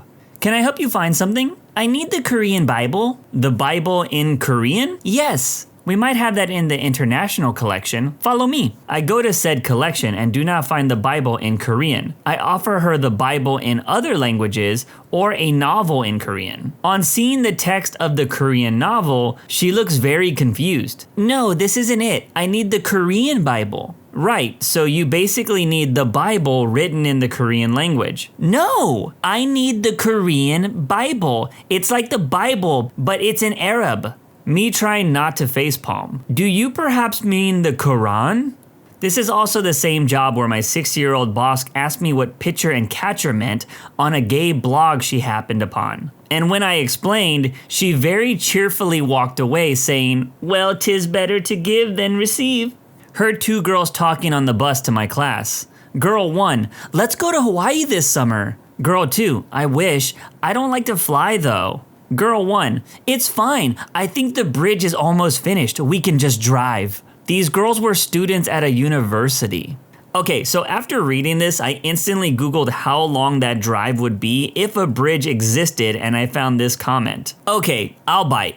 I'm not gonna take the "it's impossible" end of story route here. We all know that's true. Assume, despite all the engineering challenges, someone found a way to safely build a bridge between San Francisco and Honolulu that didn't bankrupt the United States in the process. Consider that it is roughly 2,400 miles between San Francisco and Honolulu. That's roughly the same distance between San Francisco and Detroit. And Google Maps says that it'll take 35 hours to get there, without rest stops or meal stops or hotel stops. Assuming the highway is built to federal interstate standards, I would imagine it would take about that long to get there, again, without stops. Probably about 4 days or so if they actually built rest stops on the bridge. But if you had one bad accident on that bridge, I would expect the time to multiply exponentially. So when is the tow truck gonna get here?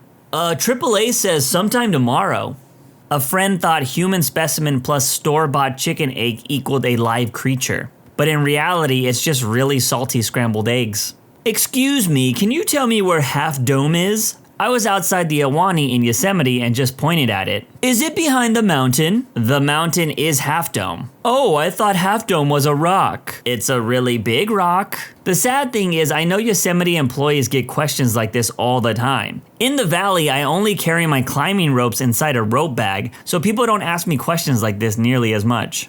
Knew a pathological liar in high school, told everyone she was allergic to peanuts and forbade anyone to have peanuts even in the same room as her. One day I saw her eating Reese's peanut butter cups and my friends and I said, "Aren't you deathly allergic to peanuts?"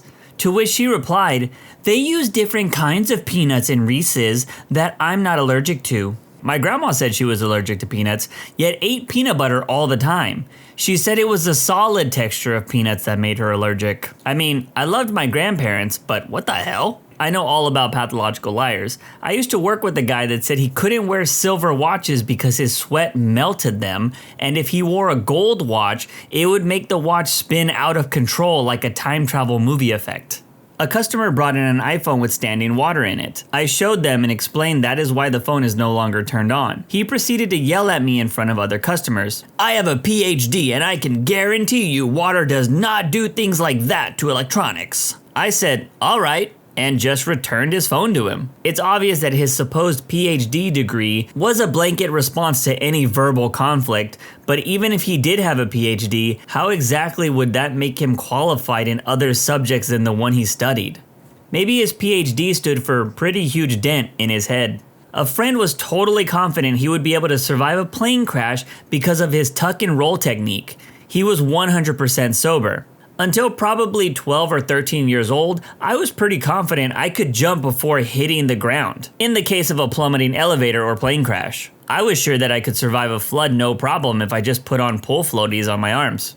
I drove past an IKEA dealership the other day with my wife, and she just started freaking out. She yelled, "When did that get there? Can we go?" Then she got really quiet and looked away. I paused and then realized what happened and say, "You thought that was IKEA, yeah?" We've driven past that dealership almost every day for over a year.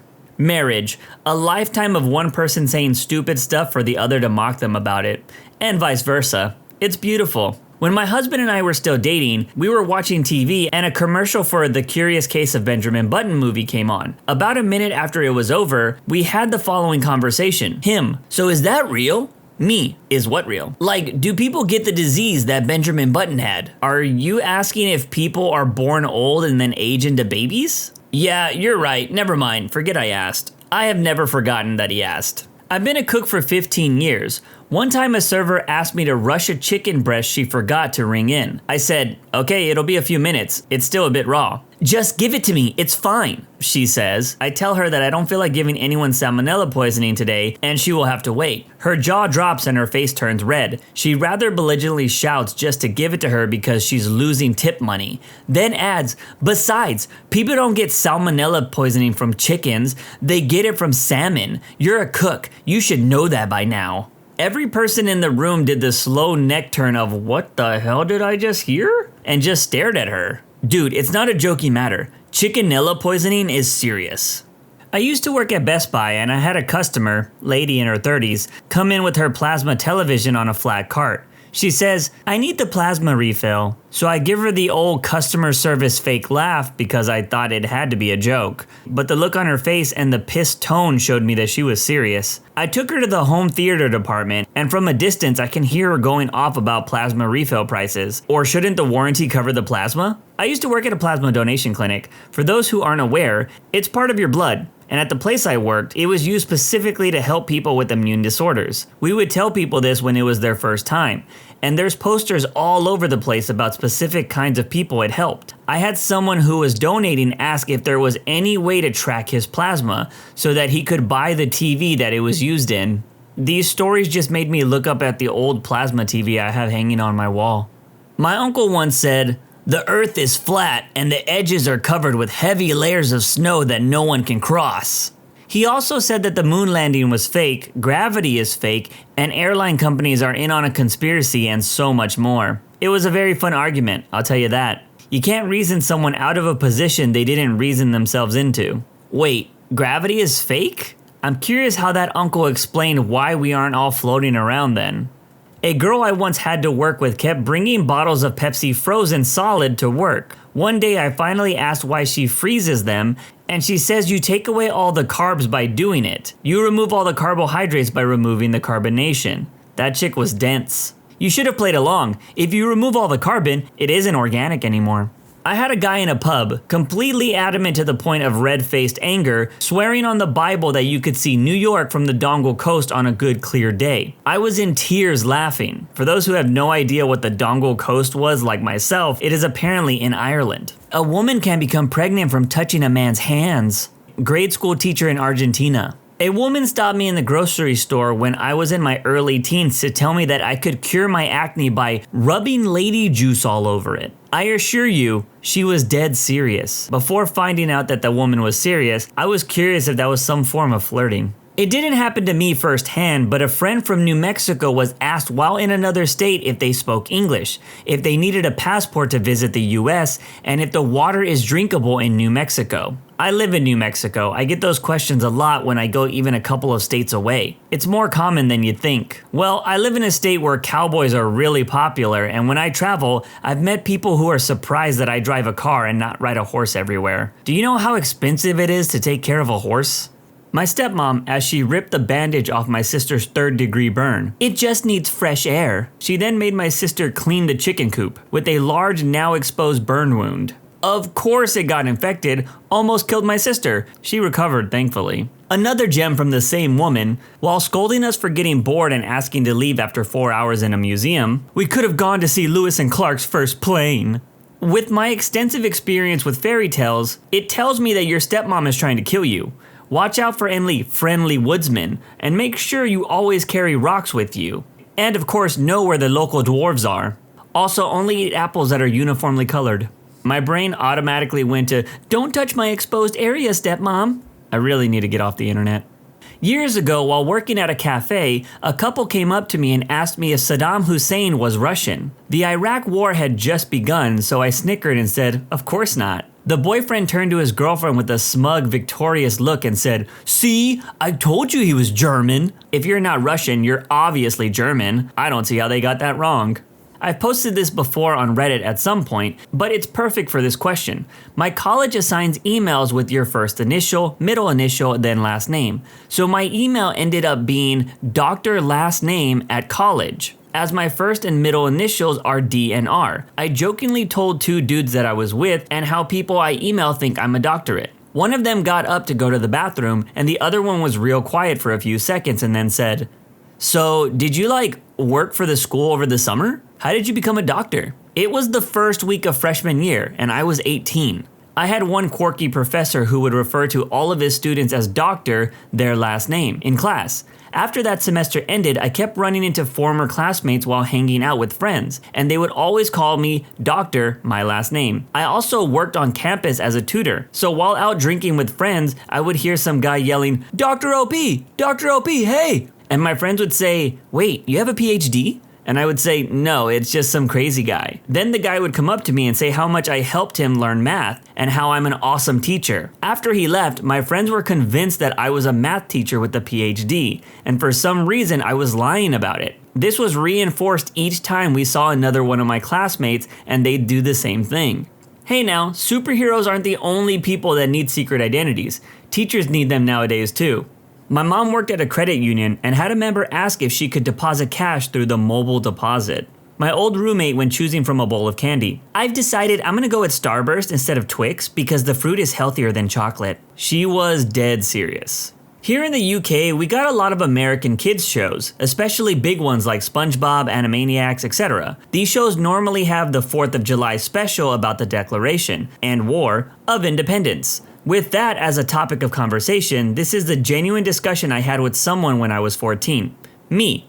The Simpsons made a joke about that during episode of 4th of July I forgot the name of. Friend. Yeah, I watched that one. The British sound like jerks. Me, slow blinking. Come again? You know, the British. The guys they always talk about when they do those kind of specials. I bet we could take them. Me again. Daniel, what country do we live in? Friend. England? Cue very quick explanation of British geography, with Daniel refusing to believe he was British until he went home and asked his mum. You should get off your tablet while it's storming. Lightning could travel through the Wi-Fi and shock you. My mother. I was once making small talk with an acquaintance, and I told her that I had flown out to visit my family in Korea over the summer. She got this smug grin on her face and said, "You can't fly to Korea, it's an island." My son was born on February 29th. Woman asked me if he needed to have 5 actual birthdays before starting kindergarten, or if he could still go when he was 5 years old. My friend said this once, "I don't worry about the price of gas going up. I only ever put $20 in at a time." Evolution isn't real. We just hatched out of eggs one day. A girl at my school. I used to work at a call center for a wireless service provider. A woman called in inquiring about how much we charged to use her phone while she was traveling internationally. I said it depends on the country and asked where she was headed. As serious as can be, she responds with, "Wyoming." I barely got to my mute button before I erupted in laughter. And in case you're curious, I did not mishear her, nor was she calling from outside the US. I clarified with her. She legitimately thought Wyoming was a different country. Plus, if you could hear how she talked and stuff, you literally wouldn't even give her the benefit of the doubt. When I was in China, some guy asked me if I wanted to learn English. I told him that I live in Canada, so I already know English. He was curious why I spoke English in Canada instead of Canadaese. About a year ago, dude flipped open his flip phone during the daytime and started taking a picture of the moon that was clearly visible. We lock eyes before he snaps the photo and he says to me, "This happens only once every hundreds of years." I just kept walking. One night I was working at T-Bell. This girl comes through the drive-thru absolutely hammered. She was destroyed. She kept yelling at us to give her French fries. I just kept telling her that we don't sell French fries. Finally, my manager comes over and gives her the side of Fiesta potatoes and says these are Mexican French fries. I almost cried laughing so hard. And in case you're curious, yes, we did report her for driving wasted. Sometimes it depends on the manager working, but we usually report all wasted drivers at Taco Bell. I hate to be that guy, but Taco Bell does actually serve French fries. It's those nacho fries or whatever they're called. I was giving tours at my college geology museum. An older woman asked me to show her around. I was showing her our best showpieces when we got to this large quartz crystal. She then proceeds to ooh and ah, and showed me that one of the facets of the peak had 7 edges. She then tells me that she could channel spirits through the crystal's facet and began speaking in tongues. I walked away and asked if anyone else would like a tour. In middle school, took a road trip with my best friend and her parents from the Midwest to Disney World in Florida. They had family in Georgia, so we stopped for a visit on our way through. Unfortunately, I wasn't allowed to enter their trailer because I was a northerner. They were eventually convinced to let me in when I told them that I was born in New Mexico, which wasn't a state during the Civil War, so therefore, I was technically not a northerner. It blows my mind that there are still people like this in America. While driving, I see windmills across the hilltops and point them out. My girlfriend, oh cool! Why did they need to make wind though? She's a special one. What's the most fitting case of vigilante justice you've ever heard of? The man's name was Ken Rex McElroy. He terrorized a small town he lived in for years. He was accused of regularly stealing from his neighbors, stuff like livestock, gasoline, and antiques, robbery, harassing, assaulting, raping women, 2 as young as 12, destroying property, including burning down his wife's parents' house when she tried to leave him, assault, including shooting at least 2 people. He was charged with various crimes at least 3 times a year, but he had an incredible lawyer. Man was only ever charged with anything once. He used to intimidate witnesses against him by following them or parking outside their homes and watch them until they were too scared to testify against him. That one time he was charged, by the way, he shot a grocer in the neck with a scatter shooty bang bang. For that he was given a charge of 2nd-degree assault. Max 2-year sentence. But he appealed, of course, and got out on bail. So he goes into a bar and loudly threatens to murder said grocer who survived the shooting to the neck, by the way. All that did was get his trial pushed back. Anywho, the town had a meeting. Then a big group of them went to the bar where Ken liked to drink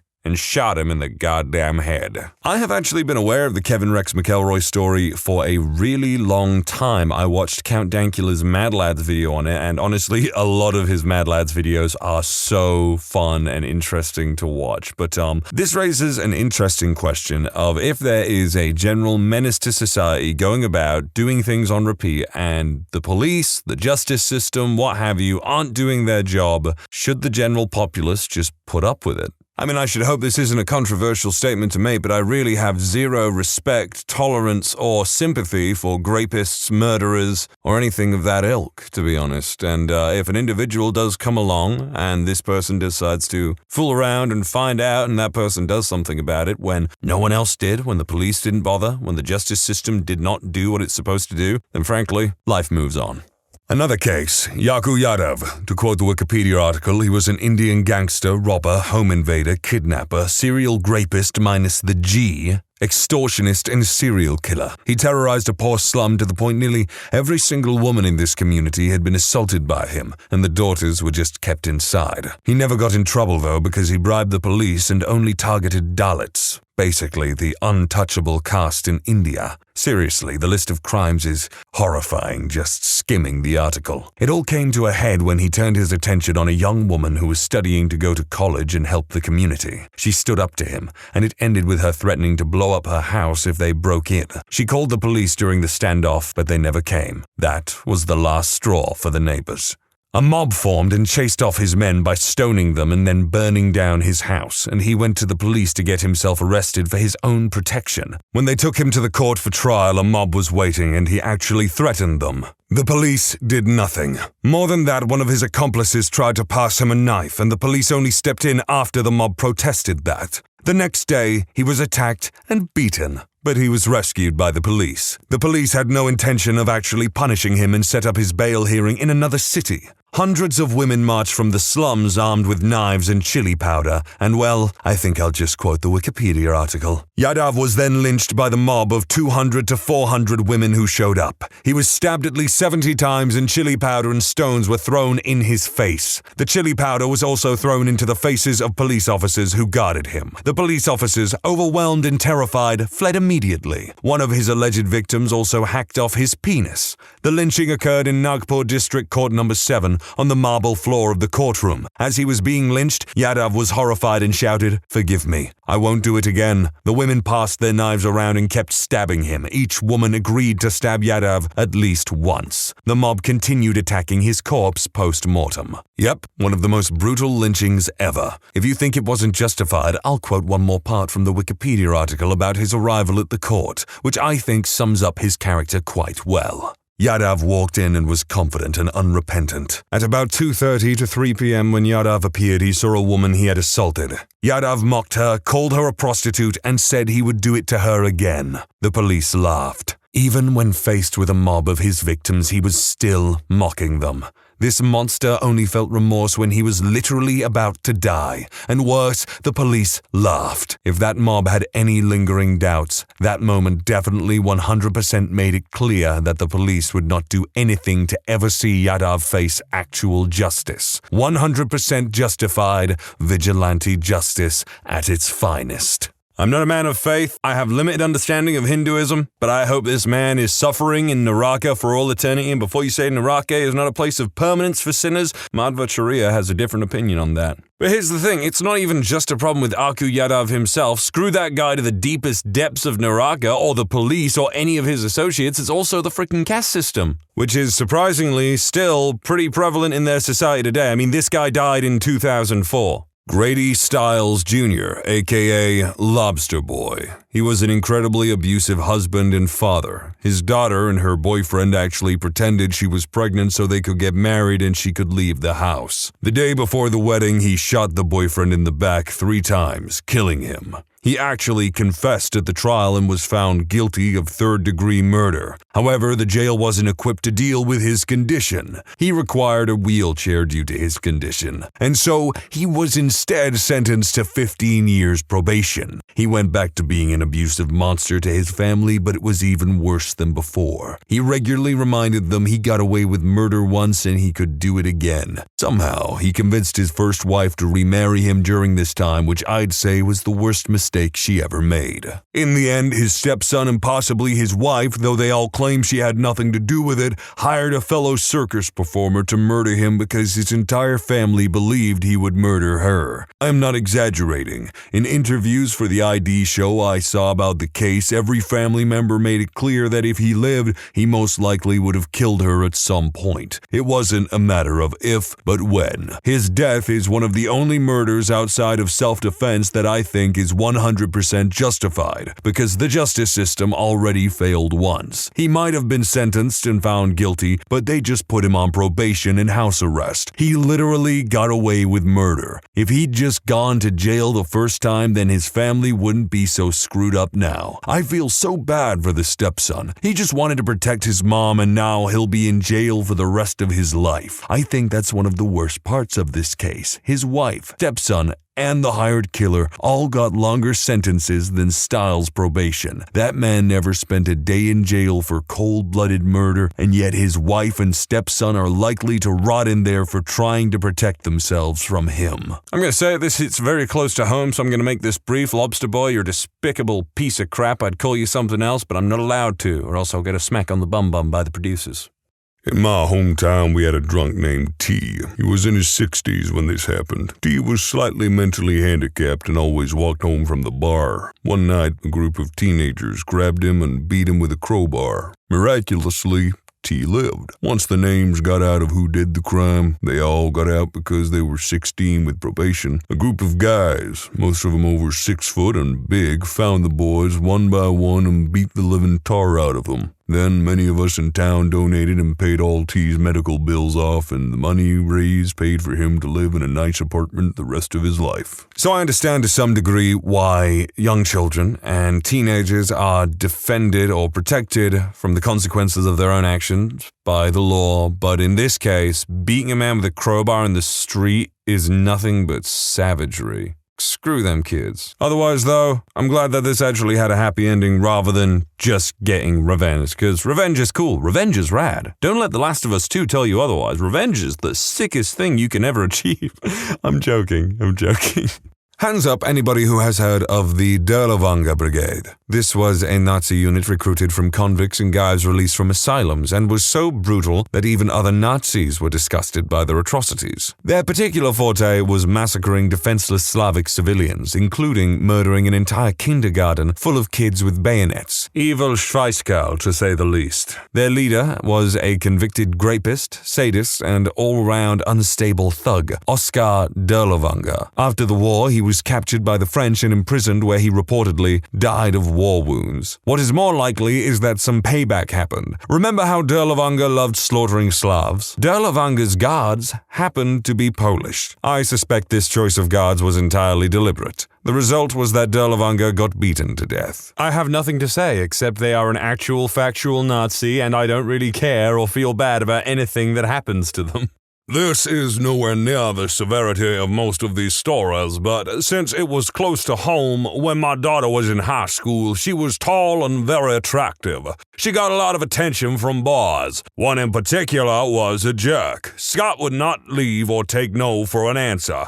He would harass her because she had no interest in him. But she is very independent and never complained to us. She has always taken care of her own business. One day between classes, she stopped to get a drink of water. She stood there for a minute chatting with her friends, and Scott, showing off for his idiot pals, slid on his back behind my daughter so he could take a look up her dress. When my daughter looked down, Scott starts saying something like, "She's wearing pretty pink panties today." My daughter, a star on the soccer team, kicked Scott very hard in the ribs. That evening I get a call from a man I have met, Scott's dad. They are in the ER. Scott has 2 broken ribs. I had no idea how this related to me. Then he told me that Scott told me that my daughter did this to him. I was expecting him to say he was going to sue me or something, but what he said was, I questioned Scott as to what he did to get kicked and how he was in such a position. I found out why your daughter kicked him, and she should have kicked him a few more times. I will have him apologize in writing, and furthermore, he will be grounded, I say grounded, until the end of school. But if you will, apologize to your daughter for me. Of course, my wife and I had a talk with her, relayed the message, and told her not to withhold good news. I have a lot of respect for a dad who did the right thing. I would bet that Scott turned out to be a better man.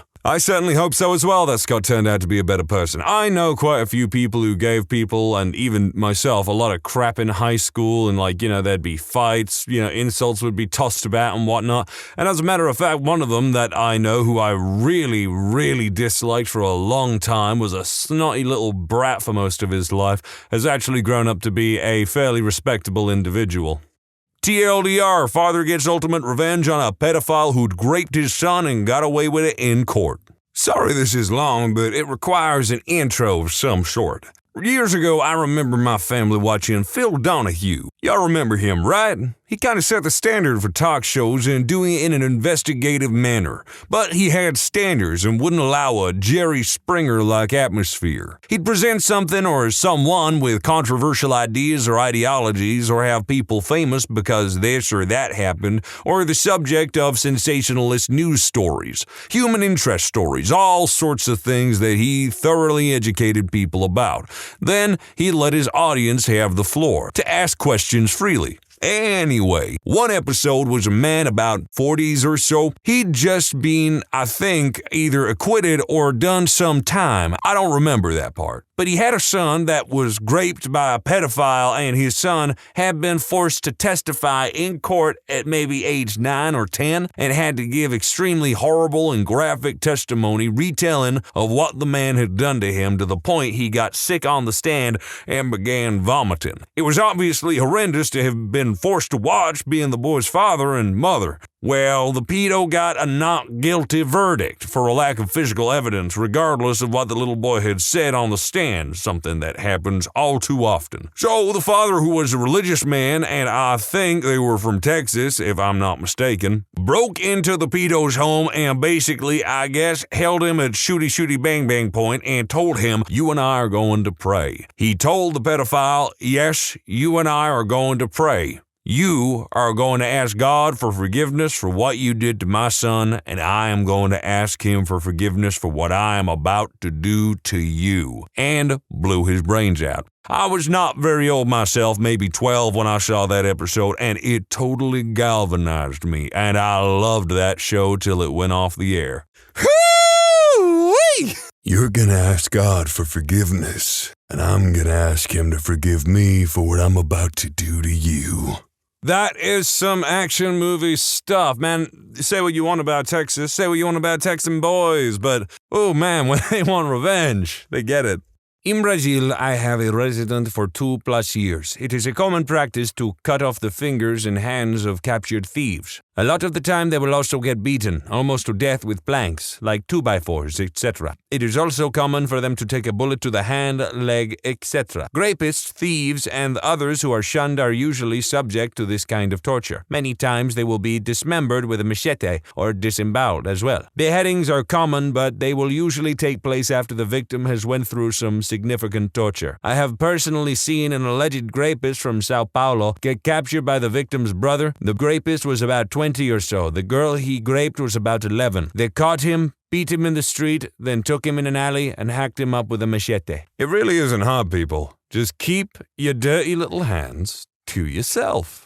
I arrived to install some security and surveillance devices at a home in Phoenix several years ago and got the story straight from Brian Danielson. For those of you, like I was, that have no idea who this is, he goes by the stage name of Daniel Bryan and is/was a wrestler with the WWE and a one-time champion. I'll link the story, but it seems to have left out some of the best details that were relayed to me. Story goes that he and his wife arrive home. His wife goes to the carport door to enter the house and locks eyes with someone in the house. She sees the man and another drop whatever they are holding and bolt out of the back door towards the alley that runs behind the house. Brian takes off running after them, vaults the fence in the backyard and sees the two men running in the opposite direction away from the house. He decides to chase one guy over the other. Not sure what helped decide that. He chases the guy for about a block as the guy had a good lead on him. He catches the guy in the front of someone's house and puts him in a headlock and holds him while the homeowner that witnesses the struggle calls 911.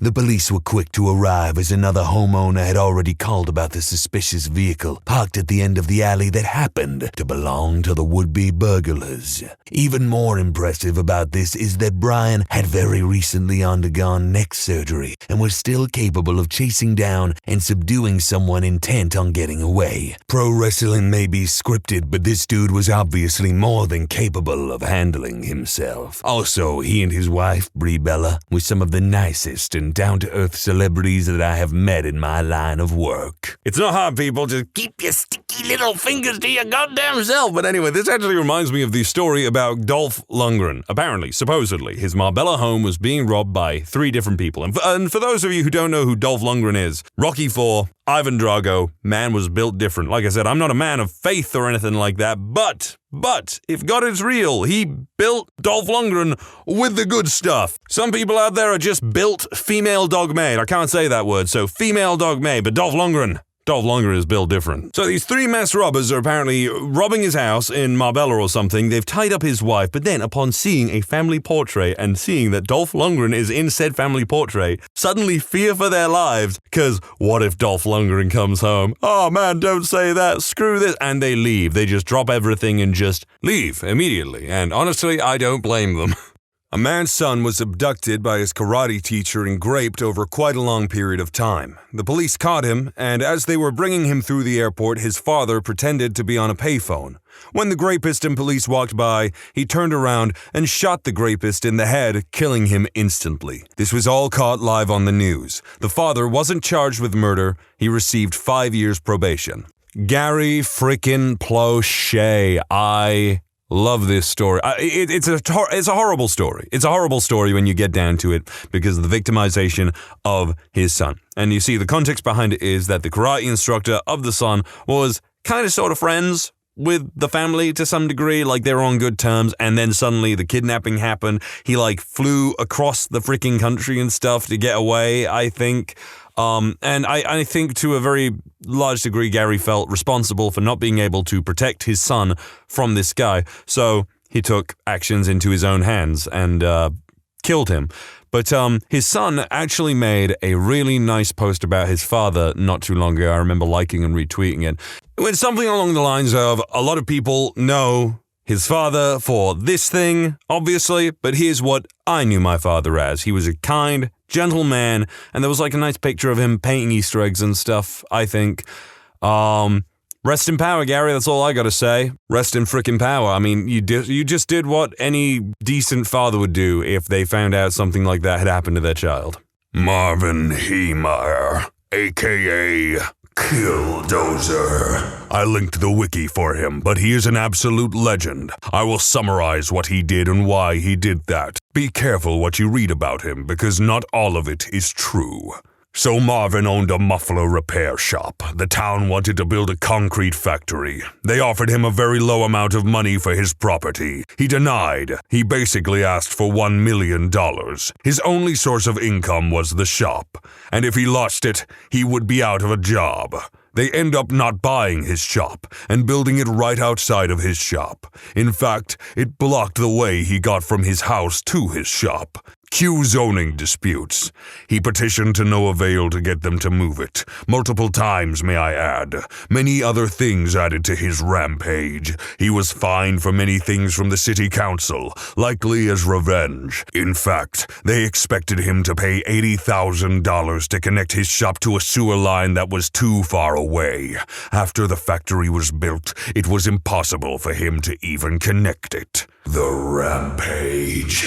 You have to know he did not kill anyone besides himself. He actually stopped in front of the buildings that had people in them to let them out. Some people claimed that he fired at police, but it was known he fired at propane tanks. He had a list of buildings to destroy, and he destroyed all of them. There was a local Catholic church and names of people who wronged him. We don't know if he planned to kill these people or why the church was there. In fact, he believed God willed him to do what he did, and that was the reason he wasn't given a wife or children, so he could do it without remorse for them. His tank was a bulldozer that he suited with armor, a foot thick in some places. He used metal and concrete using his welding skills to hold it together. He made 2 shooting holes, and it was resistant to explosions and small arms fire. In the end, after it stopped moving, he deleted himself with a shot in the head.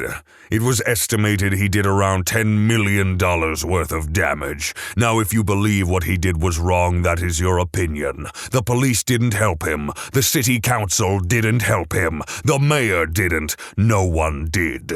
He took it into his own hands, which is what vigilante justice is. Killdozer. I freaking love the Killdozer story. Another Mad Lad story from Count Dankula that people must watch. It is insane. This man was pushed to the utter limits by crap-eating bureaucrats. God, I hate bureaucrats.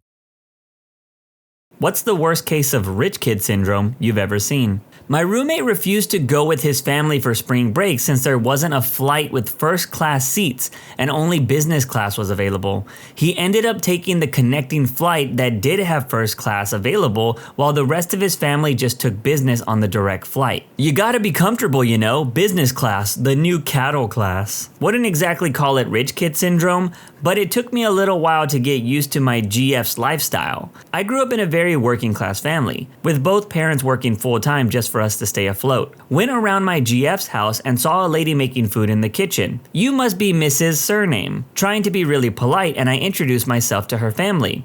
That was actually their maid. It was awkward. Luckily, they're all really down to earth and stuff, cause turns out that her parents were basically homeless and living out of a storage space when they were my age. but her parents started up a little business and actually became really successful enough to support them. And they just kept growing. That makes sense. People who come from humble beginnings often turn out to become decent people when and if they get rich. The maid comment reminded me of this moment when I was traveling with my friends. For some context, I was the only Latino in the group of my mostly white friends, and on this trip we stayed at another friend's family's house. We woke up to an older Mexican woman cooking breakfast. She turned out to be their maid/cook, and this friend's mother said, "Oh my God, have you ever tried homemade tortillas? They are the best." My white friend slowly turns his head over to me, then back to the mom and says, "I'm pretty sure he has." I just smiled and she felt super embarrassed. It was a funny moment and she was super nice. The dude who relentlessly bullied me in school was also the son of one of the richest people in the city. One day a teacher caught him with his hands around my throat and I was pinned against a wall. We were both taken to the teacher's meeting room where it was explained to me that we should try to get along and that we should apologize to each other. Did I mention his dad also built the flashy new cafeteria for the school that year? He was caught on numerous occasions with me in some state of distress, and every time they found a way to make it both our problem. His dad pumped a lot of money into that school. He also flew his friends on his private airline to Manchester United games, so nobody stood up for me because they could lose their privileges. My saving grace was a lot of his mates in the early years of secondary school turned on him in the later years because he was such a jerk. But as you might tell, I'm still not over it. I feel this because I worked at a place that gave other people more chances than they deserved because that person knew people at the company. It's a crappy feeling when you get mistreated and no one has your back.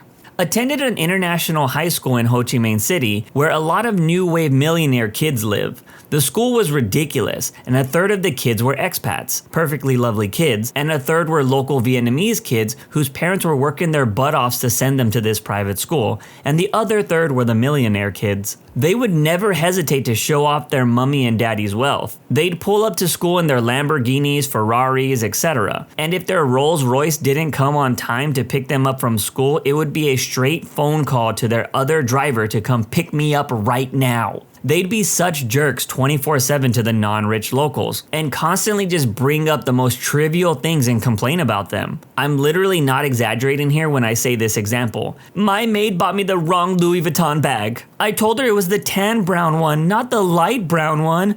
Ugh, I can't believe it. Now we have to send her on the jet to Shanghai to get another one. They all paid and used family connections to get into Harvard, Stanford, UPenn, etc. And even now constantly complain on Facebook and Instagram about how crap their resident hall food was. So they just hired some freaking personal chef or something. Mind you, these kids were the dumbest bunch I've ever seen. One of them literally was so clueless about the most basic facts, but still got into business management. Despised the lot of them. Glad I'm in Europe, far away from most of them. When I was in high school, if you just had a car that worked, you were popular.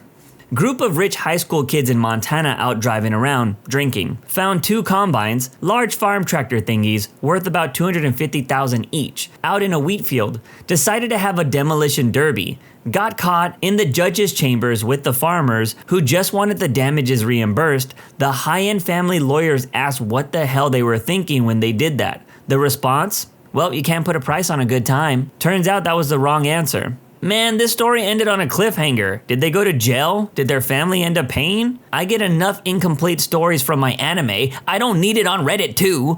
He was 25 when I knew him. His father owned the oil fields. He had credit cards that he used for anything and everything, that they paid the balance off every month. He never even kept track of what was charged on it. He just bought whatever caught his fancy. He openly and shamelessly admitted that he had offered his college professors money to give him passing grades. One day he was cranky about something and said, "I wish my parents would just die so I could have their money. Why should I have to wait?" Sounds like his parents should find out how he really feels and leave him with just $1 in the will. Back in high school, we were doing one of those icebreakers where you passed the beach ball around and whoever caught it had to answer the question their thumb landed on. Well, this kid who had proclaimed being rich numerous times before, talking about his parents owning a known pizza place and how he drives expensive sports cars, caught the ball, and his question was, if you won $1 million, what would you do with it? His response was somewhere along the lines of, $1 million wouldn't make any difference in my life. Thanks a lot, Brad. You just ruined the game. Stupid Brad, always messing things up. I once had a mom ask if I could open the back of our ambulance so her kid could see what was inside since he wanted to be a fireman. I'm a medic, not a firefighter. I agree as long as he doesn't touch anything. Of course, the second the door opens, the kid hops in and goes straight for our expensive monitor. I tell him no, that it's dangerous and it could break, to which he starts screaming, "I don't care, my mom will buy it." And the mom says, "It's fine, just let him play with it. If it breaks, I'll replace it."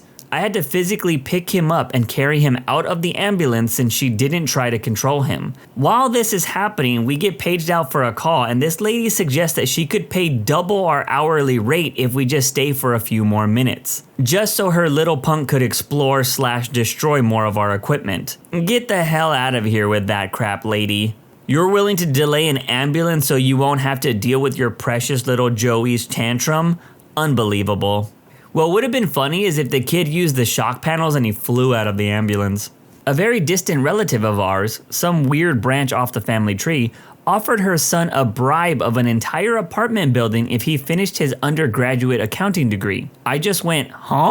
So you get an immediate investment after graduating and you can rent out a place for mega dollars? My significant other has a rich aunt and uncle with only one kid. When he graduated college, his gift was a complex that brings in enough money for this kid to retire on. But if you ask him, he's self-made. I will never understand how rich kids can claim to be self-made. Maybe it's them just wanting to try and fit in. I don't know about rich, but just spoiled. My cousin insisted on a $15,000 wedding ring and a $30,000 wedding. She and the groom made $25,000 a year combined. Her dad paid for everything. They divorced within 6 months. Looks like she wanted a wedding, not a marriage. I have a kid in my MBA cohort that outsources his work and projects to India. He barked and moaned when one of our professors gave him a C when he only showed up to 2 classes after his dad donated $10,000 to the school. Overall nice guy, but doesn't have a clue. Had this one kid who dramatically threw down his smartphone on the ground in a mock frustration. Broken phone was replaced with few to no questions. I did that, but with an old flip phone so it didn't break. Got a few laughs when the battery flew out, and more when I picked it back up and it still worked. I chucked it halfway across the football field once, and that thing stayed intact. I went to middle/elementary school with some very wealthy people. Typically, I was oblivious enough to not realize it, but 2 instances come to mind. In 5th grade, we did an exchange trip type of thing with some kids in Canada. On the flight over there, one of the classmates said, "Wow, this is crazy. I've only ever flown first class before." Later, in 8th grade, I was at the same kid's house, an absolute mansion on top of a hill with the long landscaping entrance driveway, marbled floor entrance hall with stairs winding up either side, etc. And he and a girl, who had been dropped off in her dad's newer Ferrari, started having a discussion comparing the merits of their relatives' in-home movie theaters. Like, not just a living room with a cool AV setup, but full-on movie theaters with road seatings that could fit about 50 people. My family wasn't poor, but that was when I realized that we weren't rich either. I deliver pizzas in a very rich area. I'm talking seeing Rolls Royces and supercars on a daily basis kind of rich. My manager told me a story of someone that used to work there. This guy would deliver pizzas in a brand new BMW M3 and just put absolutely no effort into his job. Delivering pizzas isn't hard. Apparently this guy only had a job because his parents wouldn't pay his allowance if he didn't work. How much was his allowance, you ask? $5,000 a month. This guy was making $60,000 a year to deliver pizzas part-time. That's actually super common in wealthy families. An acquaintance of mine has the same deal with his parents. Work 40 hours a week and get $100,000 a year in allowance plus $15,000 a month for the mortgage being paid. Excuse me, $100,000 allowance? No wonder rich kids are out of touch. Brought my college roommate to my mom's house for Thanksgiving because he lived in a different state and I was only 15 minutes from campus. I gave him a quick tour of our house and he was astonished how clean it was. My mom's a neat freak and keeps a very clean house. He then said to my mom, "Wow, you guys must have a really good maid service." I've never seen my mom laugh that hard before. 2 girls, both nice and fairly level-headed, but also just raised too damn rich. One would take a taxi everywhere in town. It was a very safe small college town with the free campus buses, and she'd taxi across campus. She lived 2 blocks away from me and would take a taxi from her dorm to my house. Google Maps says it's a full 4-minute walk. She swore she had a terrible sense of direction and couldn't figure out where we lived. But you would think after that first embarrassingly short taxi ride, she'd throw on our address in Google Maps and just walk. The other would regularly complain about how not knowing how to manage their money. It took a while to figure out, but it eventually clicked that she meant very poor people didn't know how to invest their money in stocks and bonds. Then one day we were having a conversation where she revealed that she didn't think a house in Detroit in 2010 could possibly cost under $1 million. I told her I grew up in a nice $180K home and she thought I was dumb or lying. I shattered her world when I showed her my house on Zillow. When she graduated college, she complained about how much stuff cost all the time. It was nice seeing her learn the value of $1 finally.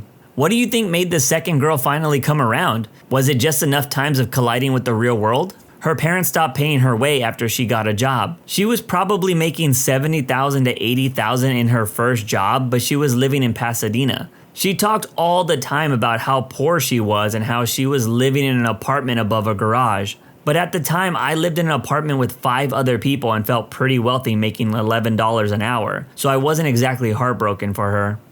Went to college with a totally chill dude who was apparently rich as freak. He was on our college golf team and enjoyed destroying a club if he hit a bad shot.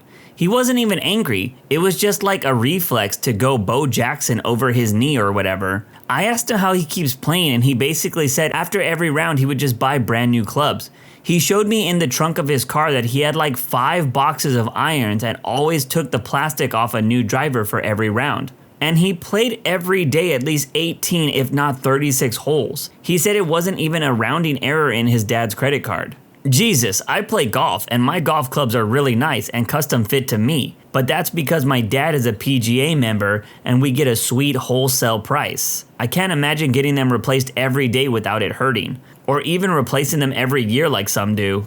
Kid in my high school crashed 6 cars within a year, and they weren't like 90s Toyotas and Hondas like most high schoolers have. These were brand new Subaru STIs, a BRZ, a BMW, brand new Jeep, stuff like that. The last car his dad bought him was a semi-new Ford Focus, a decent car, better than my 1997 white Camry. Every day he complained and threw a fit that his dad wouldn't buy him another $30,000+ car. Must be nice, I'm over here worrying about an oil leak on my car and the repair costs. I work with this guy. He recently proposed to a girl he dated for a few weeks with a $5K ring. He's 19 and we make less than $30,000 a year. They were married a month later.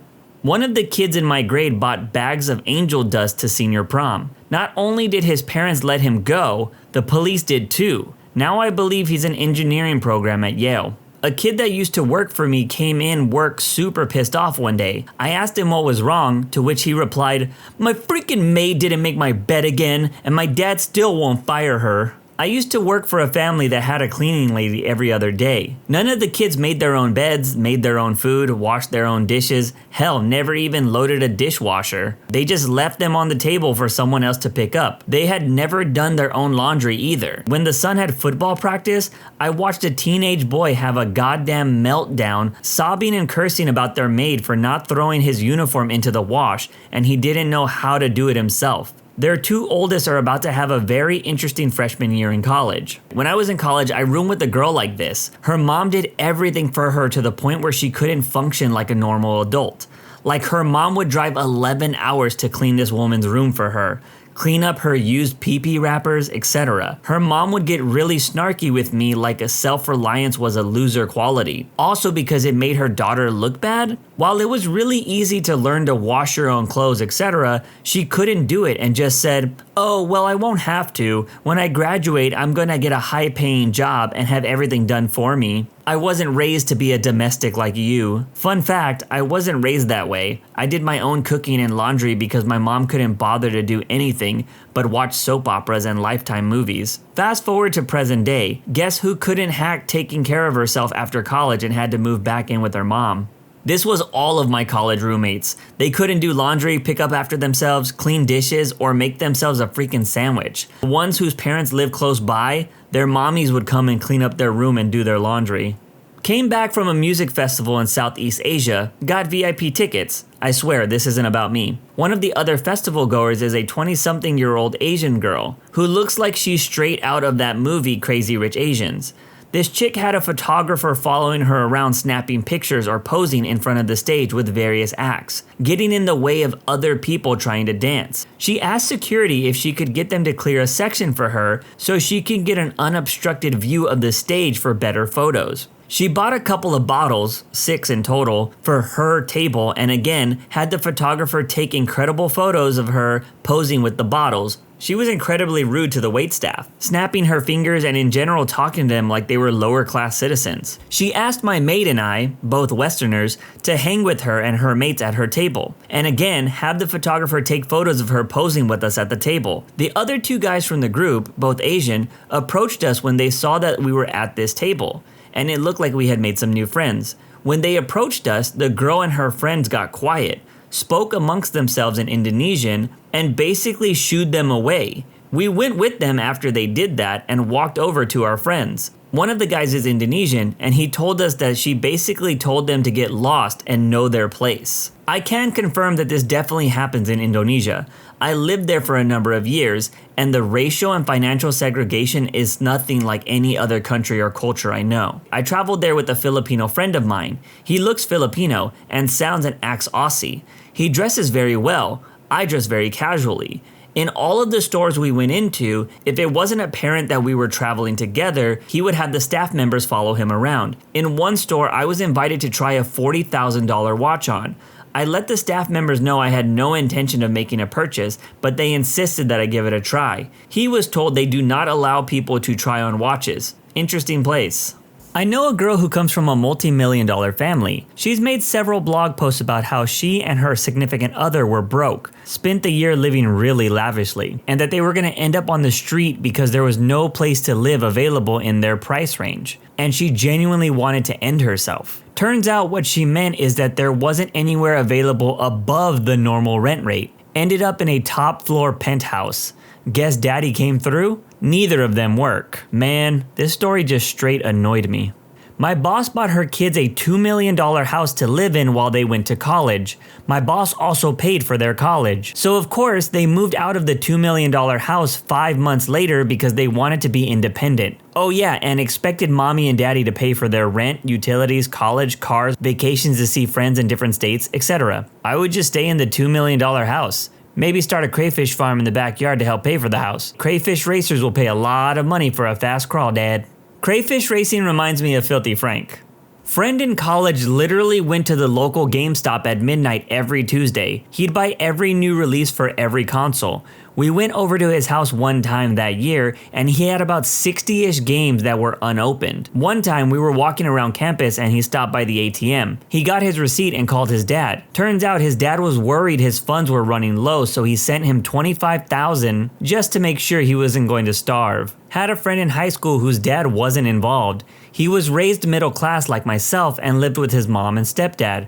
After high school, he worked towards becoming an electrician and was saving for his first apartment. His dad eventually came around when he was right out of high school and started giving him money here and there when he needed it. His dad owned a large company on the East Coast and was a multi-millionaire. Soon his dad convinced him to quit his trade work and gave him a job at his business.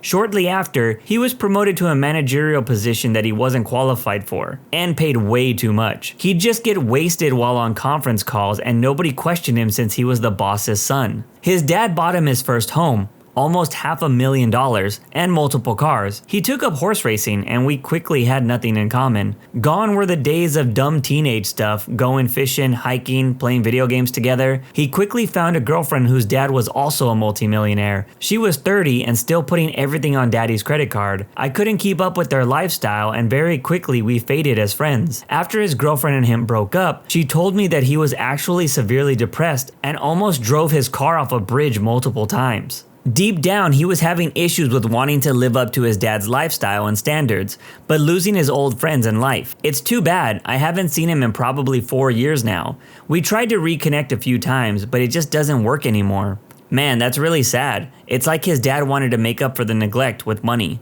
It's stories like these that tell you that money corrupts people. It's like all those YouTubers that got famous when they were really young, and a lot of them have just disappeared now, because they're probably broke. To anyone who has ordered a mail order bride, what was it like and what happened?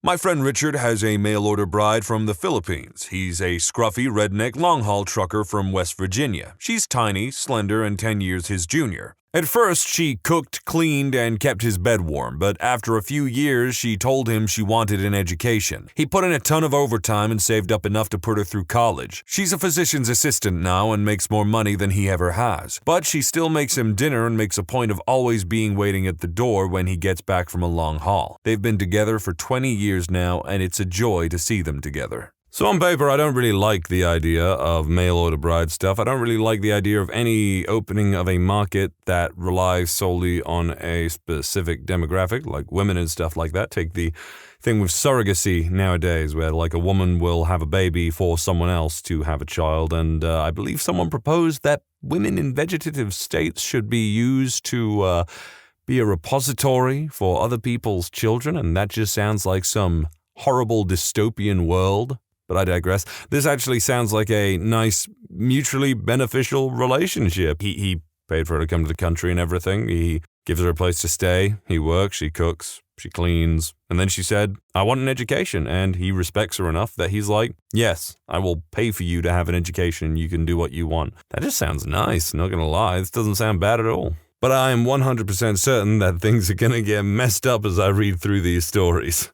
One of my uncles, who is Filipino, convinced one of his white co-workers to marry his 28-year-old niece, who was still living in the Philippines at the time. The guy was at least 20 years older than her. The relationship was really rocky the first 2 years. She hated him, basically, but she stuck with the relationship, got him to go to church, and they were more or less together. About 10 years into the marriage, the guy needed a kidney transplant. Months pass, he can't work anymore, and she's spending all her free time outside of working taking care of him at the hospital while he's waiting for a kidney. I visited one time while she was in the hospital, and she broke down telling my other relatives and me how she loved him and she didn't want to lose him. The doctors finally give him less than 3 months to live if he doesn't get a kidney, and after a month and a half later, he got the kidney, recovered, and went back to work within a year's time. At a family get-together, he bragged to everyone, including me, about how amazing he feels and how much he thought he was dead and that he was blessed to have a new lease on life. Then, a few months later, I get a call from him saying that he's met someone online and he still considers me family. In shock, I tell him I'm busy and then called my aunt, who then explained to me he found a 21-year-old single Filipina mom from Cebu and already filed divorce papers against my uncle's niece, who was almost 40 at the time. I'm weirdly reminded of Captain Hook in the classic The Good Peter Pan by Disney, where he's, oh, Smee, the way of a man with a maid, taking the best years of her life and then casting her aside Like an old glove. I went to a college course, and one of the other students was a pretty obvious mail-order bride. She was Thai, and the more we got to know her, the more she shared about the relationship. She was late 20s, and he was at the lower end of 60. He didn't work, but he received some big work compensation payouts and was apparently quite wealthy because of that. She told us they met online on one of those meet Thai ladies who were just dying to be your girlfriend kind of sites, and after talking for all of 2 weeks, they agreed to marry. This country's a little bit stricter about those sorts of unions, so there were some hoops they had to jump through, such as he had to go to visit her for a certain amount of time in Thailand before starting the process. But essentially, they were engaged after a few weeks and married within a few months.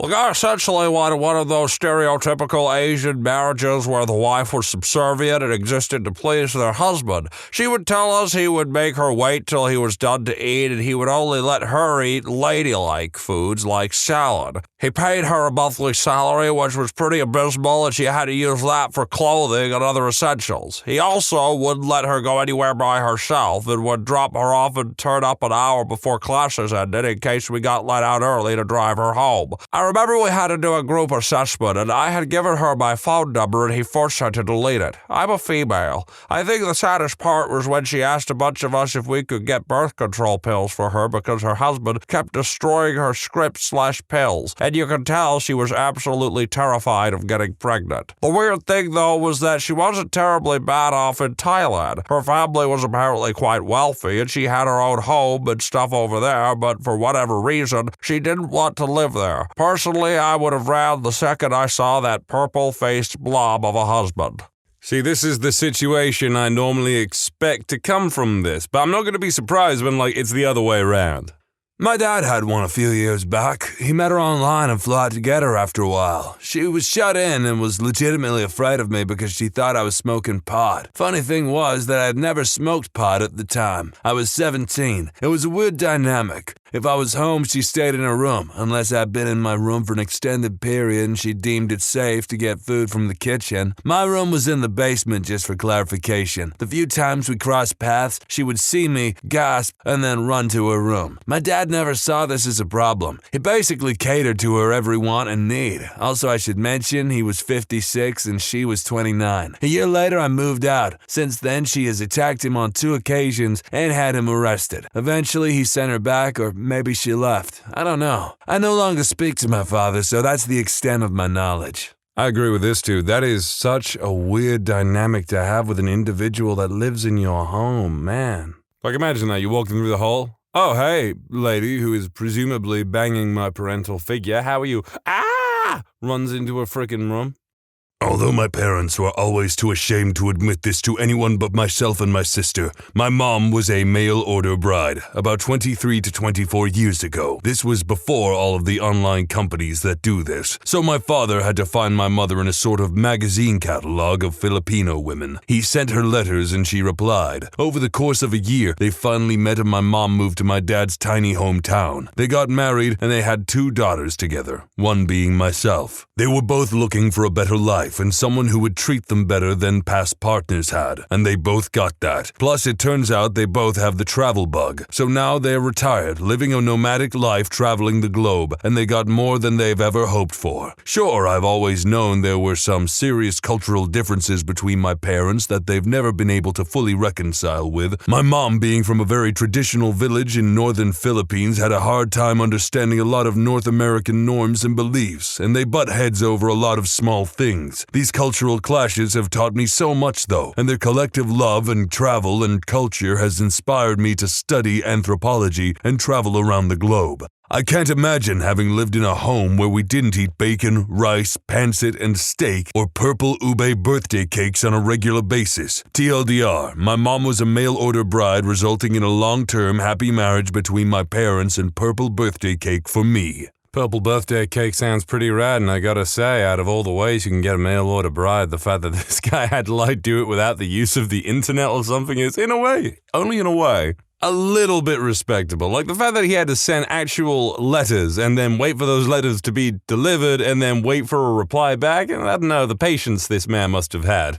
I know a guy who married a Russian gal, supposedly not quite mail order, but someone he'd known online for years and spent time with several times over the years. He had learned Russian fairly fluently as well. Her actually gaining citizenship required a number of interviews over something like 2 to 3 years to establish legitimacy and so on. During the very last interview, where she would have finally been rubber stamped in, she admitted to cheating on him. During the interview, deal over. He withdrew support from her and told her to take a hike. Last he heard, she had fled the state before immigration could deport her and now was just another illegal immigrant in the U.S. Strange thing was she had a young kid, not his, that would have definitely been born during the time they were supposedly involved long distance. Sounds like he should have seen this coming. He was definitely heartbroken about the kid though, treated him like his own anyway. All she had to do was shut up for just 1 more hour, let the paperwork get finished, then ditch him and she'd have gotten off completely free and legal. Man, why would she do that? Like, you know, the land of milk and honey is right there before you, Russian lady, and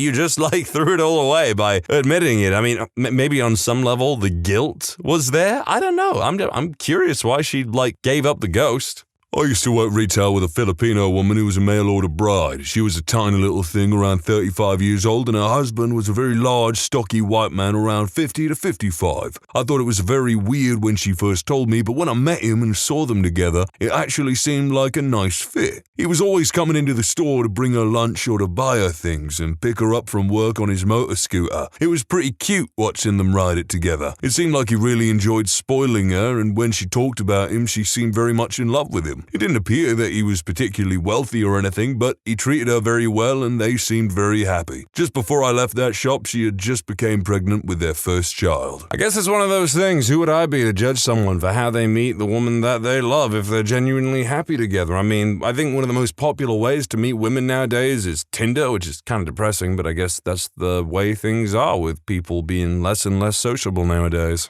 I have been married to what some might call a mail-order bride for almost a year now, but first let me correct a few common misconceptions about how it works now. In the USA, at least. First, you can no longer just get a catalog and pick a woman out of it and pay to have her sent to you. 20 plus years ago, maybe, but not anymore. In order for her to get a K-1 fiancé visa, you must have met her in person at least once and provided substantial evidence of a meaningful relationship, such as pictures with both of you, email, phone, chat logs, or other documents such as travel records showing you were both in the same place at the same time. You can apply for an exception to this on cultural grounds if both you and her are part of cultures that regularly practice arranged marriages. Second, she still has to go through all of the procedures involved in getting a permanent immigration visa. That means background checks, medical checks, which can usually only be performed at a very short list of places who naturally charge a lot. Tons of documents from both parties and an interview in person at her country's U.S. embassy, or sometimes at a consulate, which might be a really long way for her to go if she doesn't live in her country's capital city. Third, if you meet her through a service legally known as an international marriage broker or IMB, designed specifically to match Americans with foreigners looking to marry and immigrate, you have to get a background check done on yourself, and that information is then given to her as soon as you start talking. This information includes things such as your criminal record, especially any history of domestic violence, your marital and family history, number of previous wives, divorcees, number of children, and personal information, age, full name, legal name, etc. All that said, I went on a tour of Thailand as a combination vacation and to meet some of the women on one of these sites. I was 34 at the time, and the next youngest man who was there at the same time as me was 48. And I'm pretty sure all of them, 8 others, had been married before at least once. As for the women, some just seemed like they wanted money or free food and drinks. Others seemed like they just found foreigners more attractive but had no interest in leaving their country. And very, very few seemed like they might be honestly interested in me and in moving to America eventually. Most of them I couldn't even have a conversation with since they didn't speak enough English. I consider myself lucky to have found the woman who I ended up marrying, since she was both one of the honest ones and she had a university degree in English. I kept in touch with her daily over internet chat and video chat, and I flew back to see her 3 additional times before the 5th and final time when I flew over there with my family and she flew back with us. We had a traditional Thai engagement ceremony while my family was there, and we had a small courthouse wedding a month after we got back to America. Our first anniversary is next month, and right now she's going to an American community college to try for an associate's degree here while cooking me delicious Thai food all the time. So I'd say it's going great so far. We've had a few arguments and fights, like I assume most newlywed married couples do, especially ones that didn't live together before marriage. But I'd do it all again in a heartbeat. See, that's the interesting part about reading all these Reddit stories and everything. It's interesting to learn about these processes. Like, obviously, this has its upsides, its downsides, and whatnot. I guess good for the guy. He's celebrating his first wedding anniversary. Like I said, I'm just a bit mixed on, like, the whole, like, morality of mail-order brides, I guess. But quite a few of these seem to have worked out quite well. My sister's father has a mail-order bride from China. She was a divorcee with a 17-year-old son. I only got to meet her once, but she was really nice and cooked the most amazing food. Last year, my sister's dad finally started taking Chinese language classes as a surprise and found out that her cute nickname for him was Fat American. Don't even ask me the logic of why I pick the voices I do for these stories, because there's no logic to it. I just come out with one and then I dedicate myself to it. It's pretty much just for the sake of variation. My uncle is married to a wonderful Filipino mail-order bride. He's a socially awkward aspie. She's warm, gregarious, and funny. They've been together probably 18 years and have a great, well-adjusted kid. As a teen, I thought it was such a weird relationship. I imagined for her that it was very shallow and lacking in fulfillment. Now I can see that they both get a better life. Her financial situation improved as well as that of her family back home. She has a beautiful child and she married into a pretty nice family. For my uncle's part, he has a wife and daughter who care about him and help him navigate the world.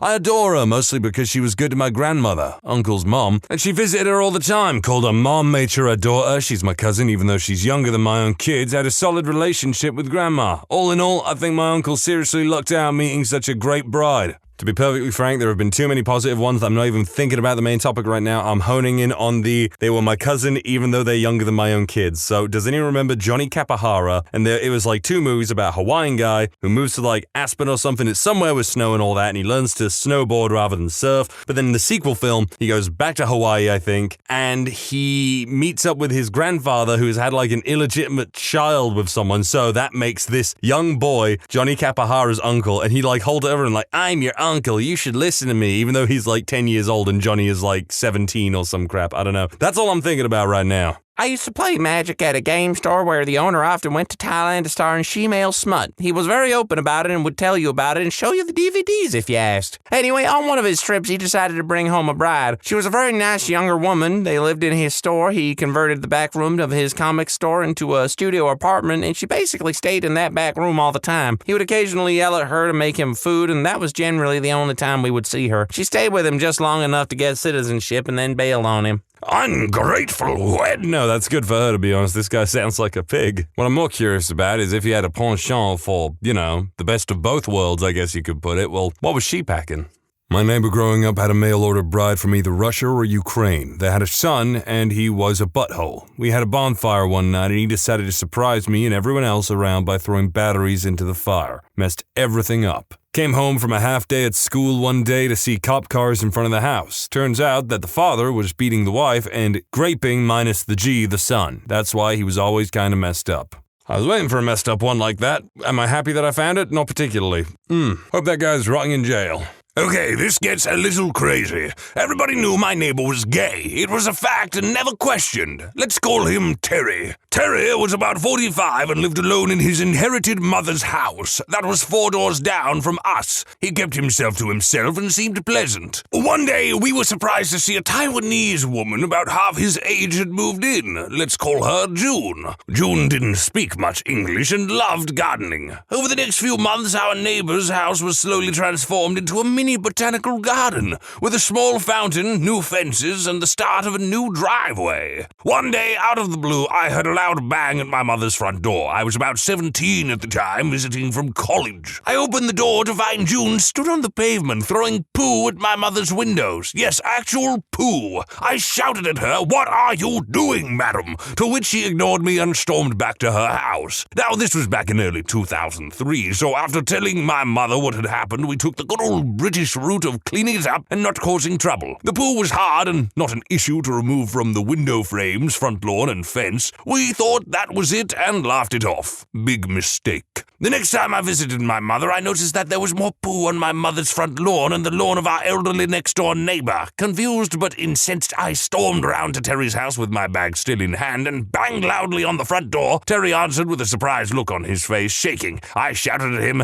"Tell your wife to stop throwing poo at my mother's house, you weirdo," and marched back home. A few days passed and my mum was pleased to report no issue. My outburst had worked. The next-door neighbors sent me a box of chocolates as a thank you, and we celebrated with a barbecue. It was during that barbecue that the neighbor mentioned her cat had gone missing. My mother also had cats, who often roamed for a few days but always came home for dinner. We assured her he would be back and not to worry. A few days passed and we realized one of my mother's cats was also absent. then 2, and 3, along with the neighbors. It suddenly dawned on all of us that the poo June was throwing at the house was cat poo from her garden. We have put up flyers, etc., but haven't seen the cats since. Meanwhile, Terry and June's new driveway looks lovely. Okay, all circumstantial evidence points to her absolutely abducting or killing those cats, but, I mean, you can't just, make accusations like that. But I have to say, if my dog went missing or something, I have a dog, and, I had an inkling that the new neighbor 4 doors down or something took it, well, I would cry havoc and let slip the dogs of war. I know several guys who had mail-order brides. All were military or ex-military. That's why so many mail-order brides were from places where there were U.S. bases, like the Philippines. One guy, ex-Navy, brought over a Filipino wife. He seemed to love her, but she did not adapt well. She would never answer the phone if he was not home, even though he explained it was him calling her. She wouldn't drive his car and a bunch of other things like that. She seemed nice, but was lonely, so he brought over her sister, and things really changed. We used to travel for weeks for work, and one time when we got back, the wife and sister were gone. Killed him, and he never saw it coming. That was years ago, and I never heard what happened. Absolutely not surprised. But, okay, so I've actually been saving this, so here's the thing. I also know a guy, not technically a mail-order bride, but he did have a wife that he brought over from Thailand. And he's actually done this a few times. I think he's gone through 3 different women. And he's a nice guy. He's actually just had some unfortunate luck, or I believe one left him. One died, sadly. And currently he's very happy with another woman. Anyway, I'm in my late teens, and I'm going to work with him because the guy I usually worked with wasn't available. So he picks me up from my house, and I'm like, hey, why do you have this little Buddha statue on your dashboard? Are you, Buddhist? He's like, oh, no, my wife, she's Taiwanese, and she is Buddhist. And I look at him, and I say, oh, so does she not believe in, physical or worldly possessions or anything like that? Is she very spiritual and stuff? And he, stops for a minute and looks off while he's, staring down the road as he's driving and everything. He turns to me for a quick second and goes, yeah, she's not Buddhist. He knows this because she is a really hard gambler and apparently quite the money grubber, but that was long ago. And again, I'll say this, no foul play in his life or relationships or anything. He's very happy now, which I am glad he is because he's a nice guy. Where were you when 9/11 happened? In the forest, camping, no radio, no phone. I came back to civilization 5 days later. Everyone had processed what happened, as much as you would expect. I had not even heard about it, so I was out of sync with the world. Strange times.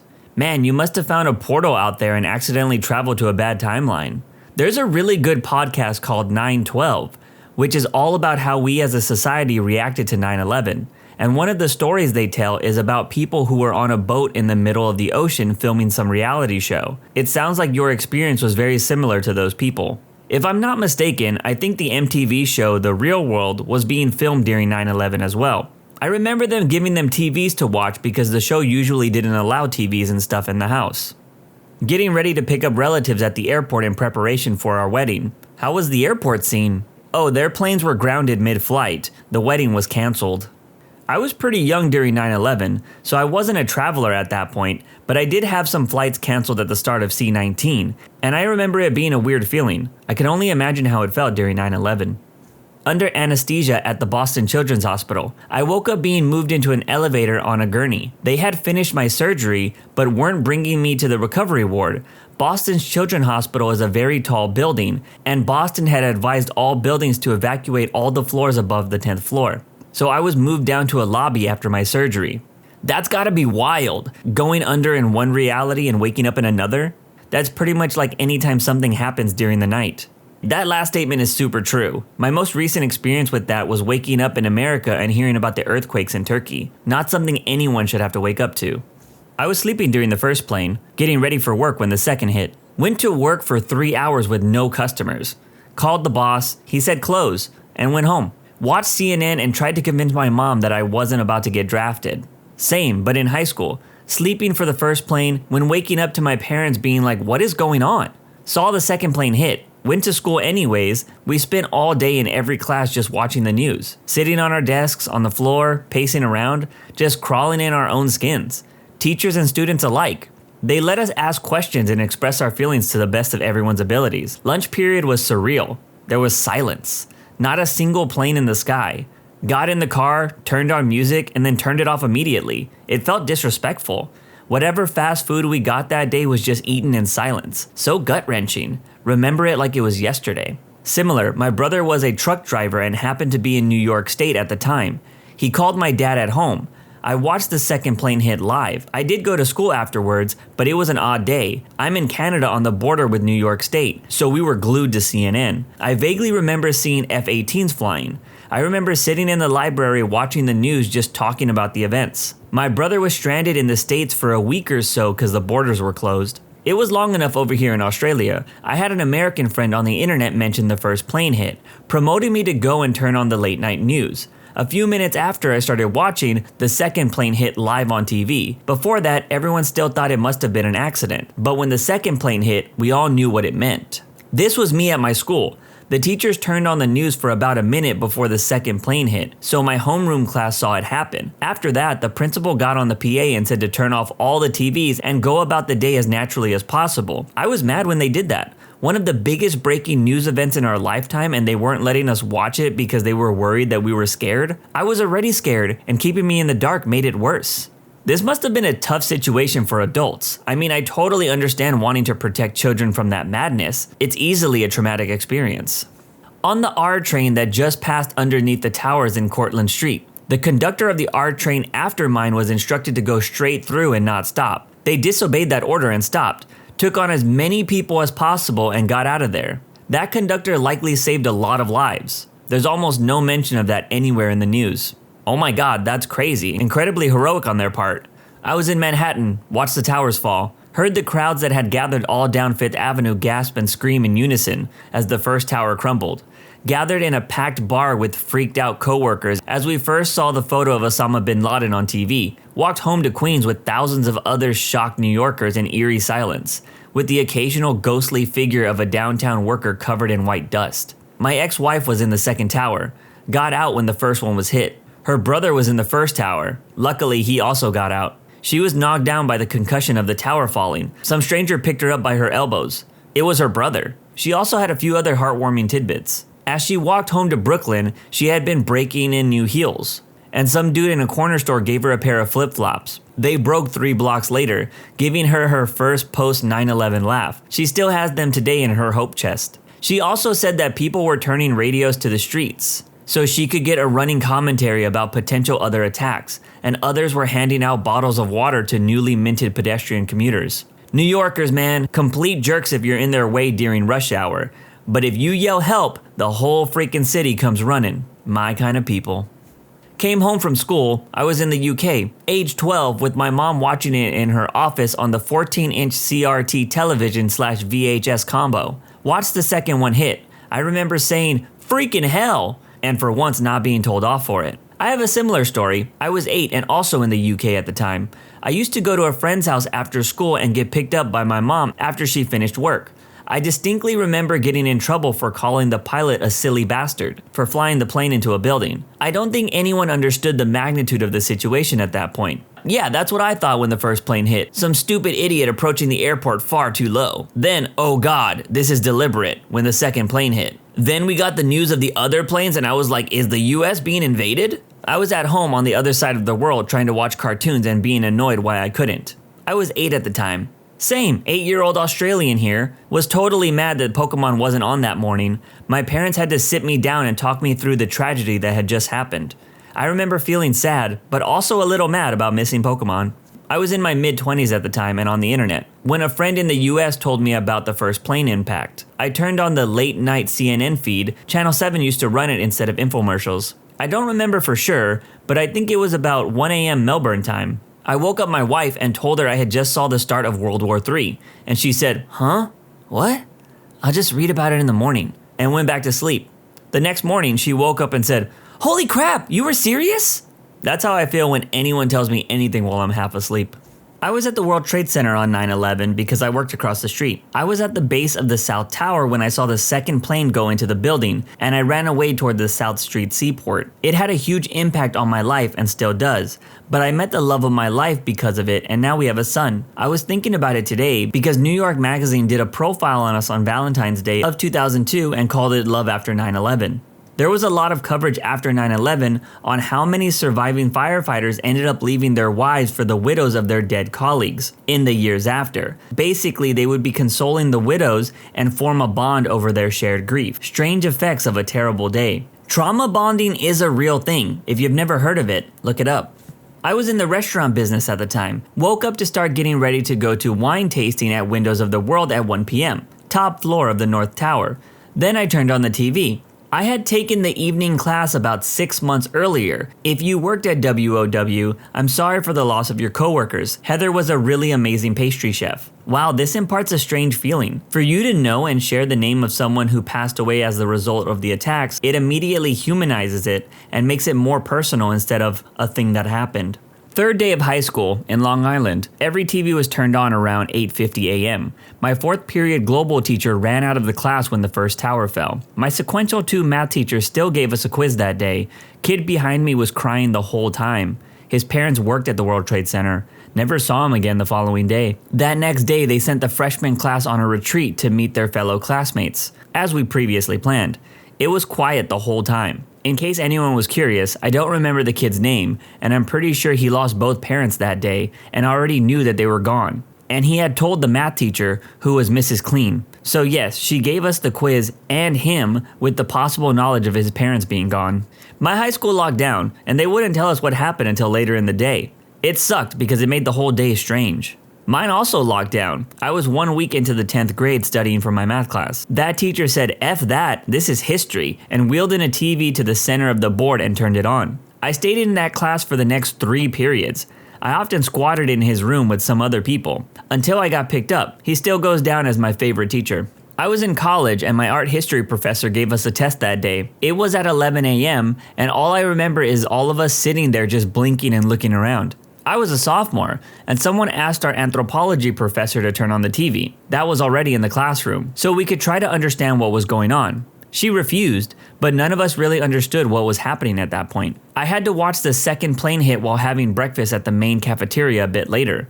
The TV was very smallish and attached to the wall where it met the ceiling, and it was always on mute. I remember that no one could get cell phone service all day. Aside from the usual contingent of future hipsters, most of the student body had cell phones, but they weren't at all the means of rapid information they are now. Man, I'm old. I don't think I had a cell phone during 9/11, but I think I remember hearing about how phone lines weren't working. Working at a bakery listening to the radio. I was 21. It reminded me of the War of the Worlds broadcast that I learned about in history class. I still wasn't sure it was real until I got home and saw it for myself. Driving to Rutgers University, about 30 miles from New York City, seeing a giant plume of smoke coming up and not realizing what it was from. I got to campus and was told classes were canceled and we were under attack. I had just woke up, turned on the radio, heard the DJ talking about the first plane hitting, then watched the second plane hit live on TV. I was on a plane halfway over the Atlantic from Germany going back to the US. The plane had to turn around and go back to Germany.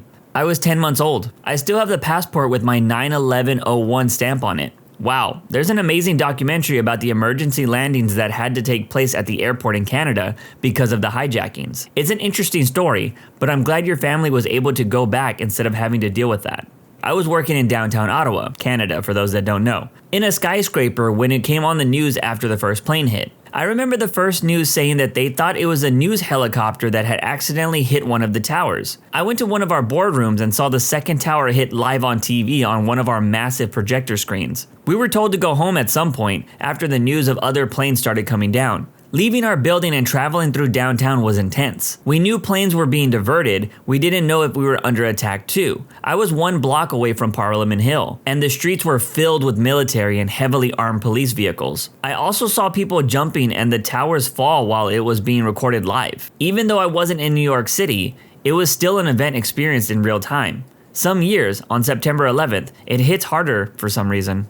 I was in the 5th grade, 5th floor math class looking out the window like usual at the Manhattan skyline from our school in Queens. We didn't see the first plane hit, but we did see the smoke and we pointed it out to our teacher and said that must be some kind of fire. I remember thinking, how the heck were the firemen going to spray water all the way to the top? Teacher next door came in and told our math teacher to turn on the radio.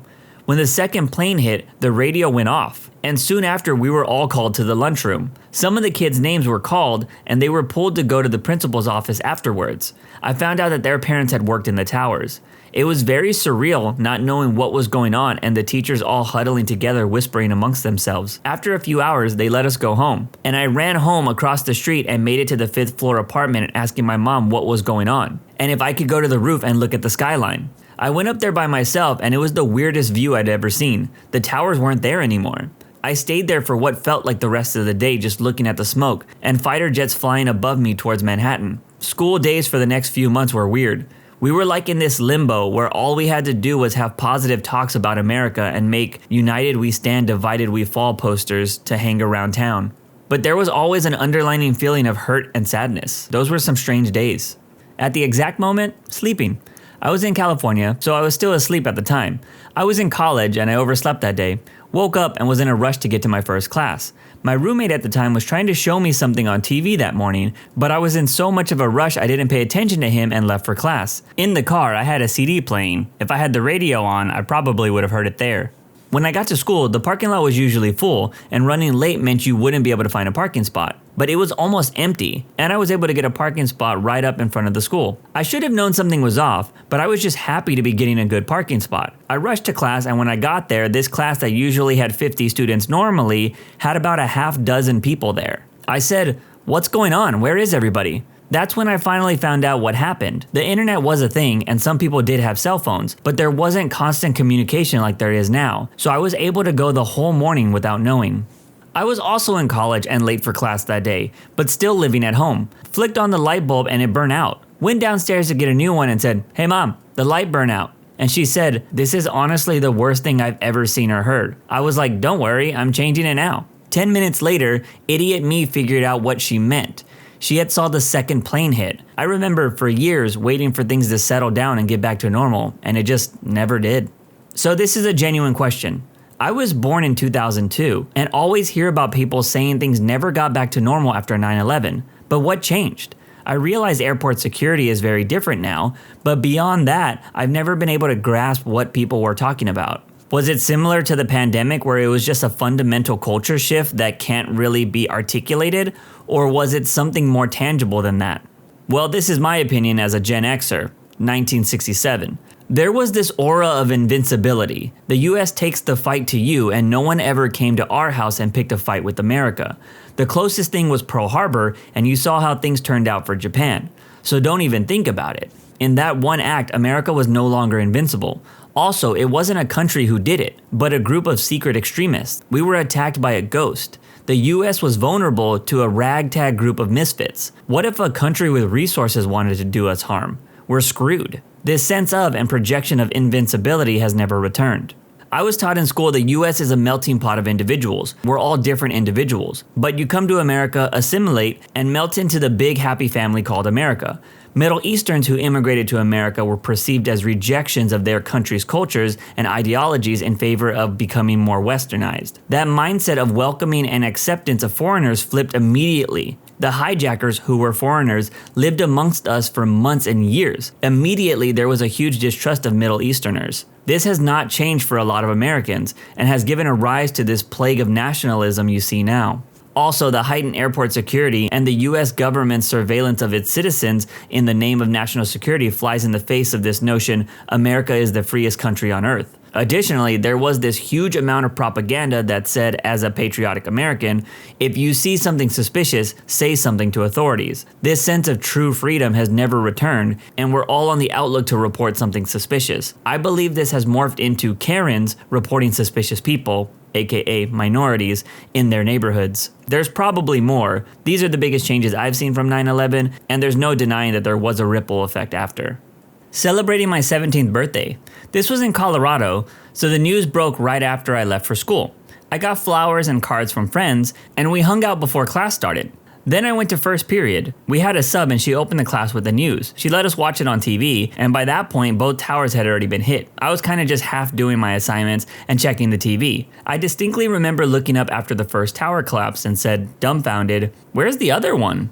Every class had the news on and we obviously didn't do anything else that day. Then I went home and we didn't really know what to do. Nobody felt like celebrating, but my grandparents were there, so I decided to at least open gifts. At the time, shirts with cityscapes were trendy. They were black with the skyline and silver glitter. I pointed out 1 or 2 mentions that they could be a cool birthday gift. I opened one box and staring back at me is one of the shirts I liked. It was the World Trade Center. We all stared in horrified silence, and I just put it down and sat there for a moment. Canadian here. I was just dropping my girlfriend off to class, and I heard about it on the CBC. I got home to see the replay of the second plane hit. I was driving on the South Street by the Dahl residence in Halifax when I heard it. I will never forget that day or that moment.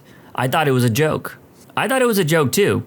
I was in the 4th grade at the time. As I remember it, it was just a normal day. Nothing odd going on at school in the morning.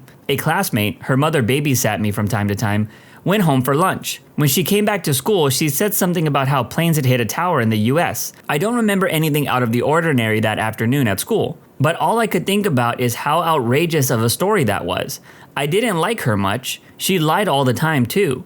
I remember after my dad came in to pick me up to take me home, I put it on TV, getting ready to watch The Simpsons and wait for dinner. But The Simpsons weren't on. All it was on almost every channel was the news about what had happened. And at that moment I was like, oh my god, she wasn't lying. Was still mad The Simpsons weren't on, but I ended up not sleeping that night. I was asleep at my parents' house. My mom came in and woke me up. She was upset. She wouldn't tell me what it was at first. She made me get up and see it on TV. I still had to go to work that day at Walmart, but there wasn't anybody shopping. I was 18, fresh out of high school. I remember thinking, among other things, that we were about to go to war, and I would probably get drafted. So I figured why not end this video with my own personal story where I was during 9/11. I was in the 8th grade, and I had just gotten to my dyslexia class. This class only had like 6 students in it, and we were pretty cool with the teacher. Well, we thought it was going to be a normal goof around day when one of my classmates, a big guy, we will call him Jimmy, comes walking into the class and says, "Did you guys see? A plane crashed into a building." We all responded like, "What are you talking about, Jimmy?" He then said, "Yeah, look, turn on the TV, it's on the news." So my teacher lets us turn on the TV we had in the classroom, and we just sat there and watched the news coverage of the planes crashing into the towers. Now, I won't sit here and say I understood the gravity of the situation at the time. I was in middle school. All I cared about was video games, girls, and TV. I finished the rest of the day, but so many kids were taken out of class by their families. I remember going home and every channel just covering the attacks. I think only kids channels like Nickelodeon continued playing their regular programming. I was really into MTV at the time, and even they were covering the attacks. I might be mistaken. I remember trying to change the channel and my brother getting super pissed at me the next morning, said I was being disrespectful or something along those lines. I remember my mom getting after him and saying something like, "Don't get mad at him, just let him be a kid." Kind of her way of shielding me from the madness of what was going on. After that, I just remember the world felt different. America was no longer this place that felt safe or awesome. This might have been the first time I noticed hate in the world, because as many know, people from the Middle East during this time got treated differently. It was horrible. But on the other side of the coin, it was also the one time that America felt united. Everyone was on board with getting justice for what happened.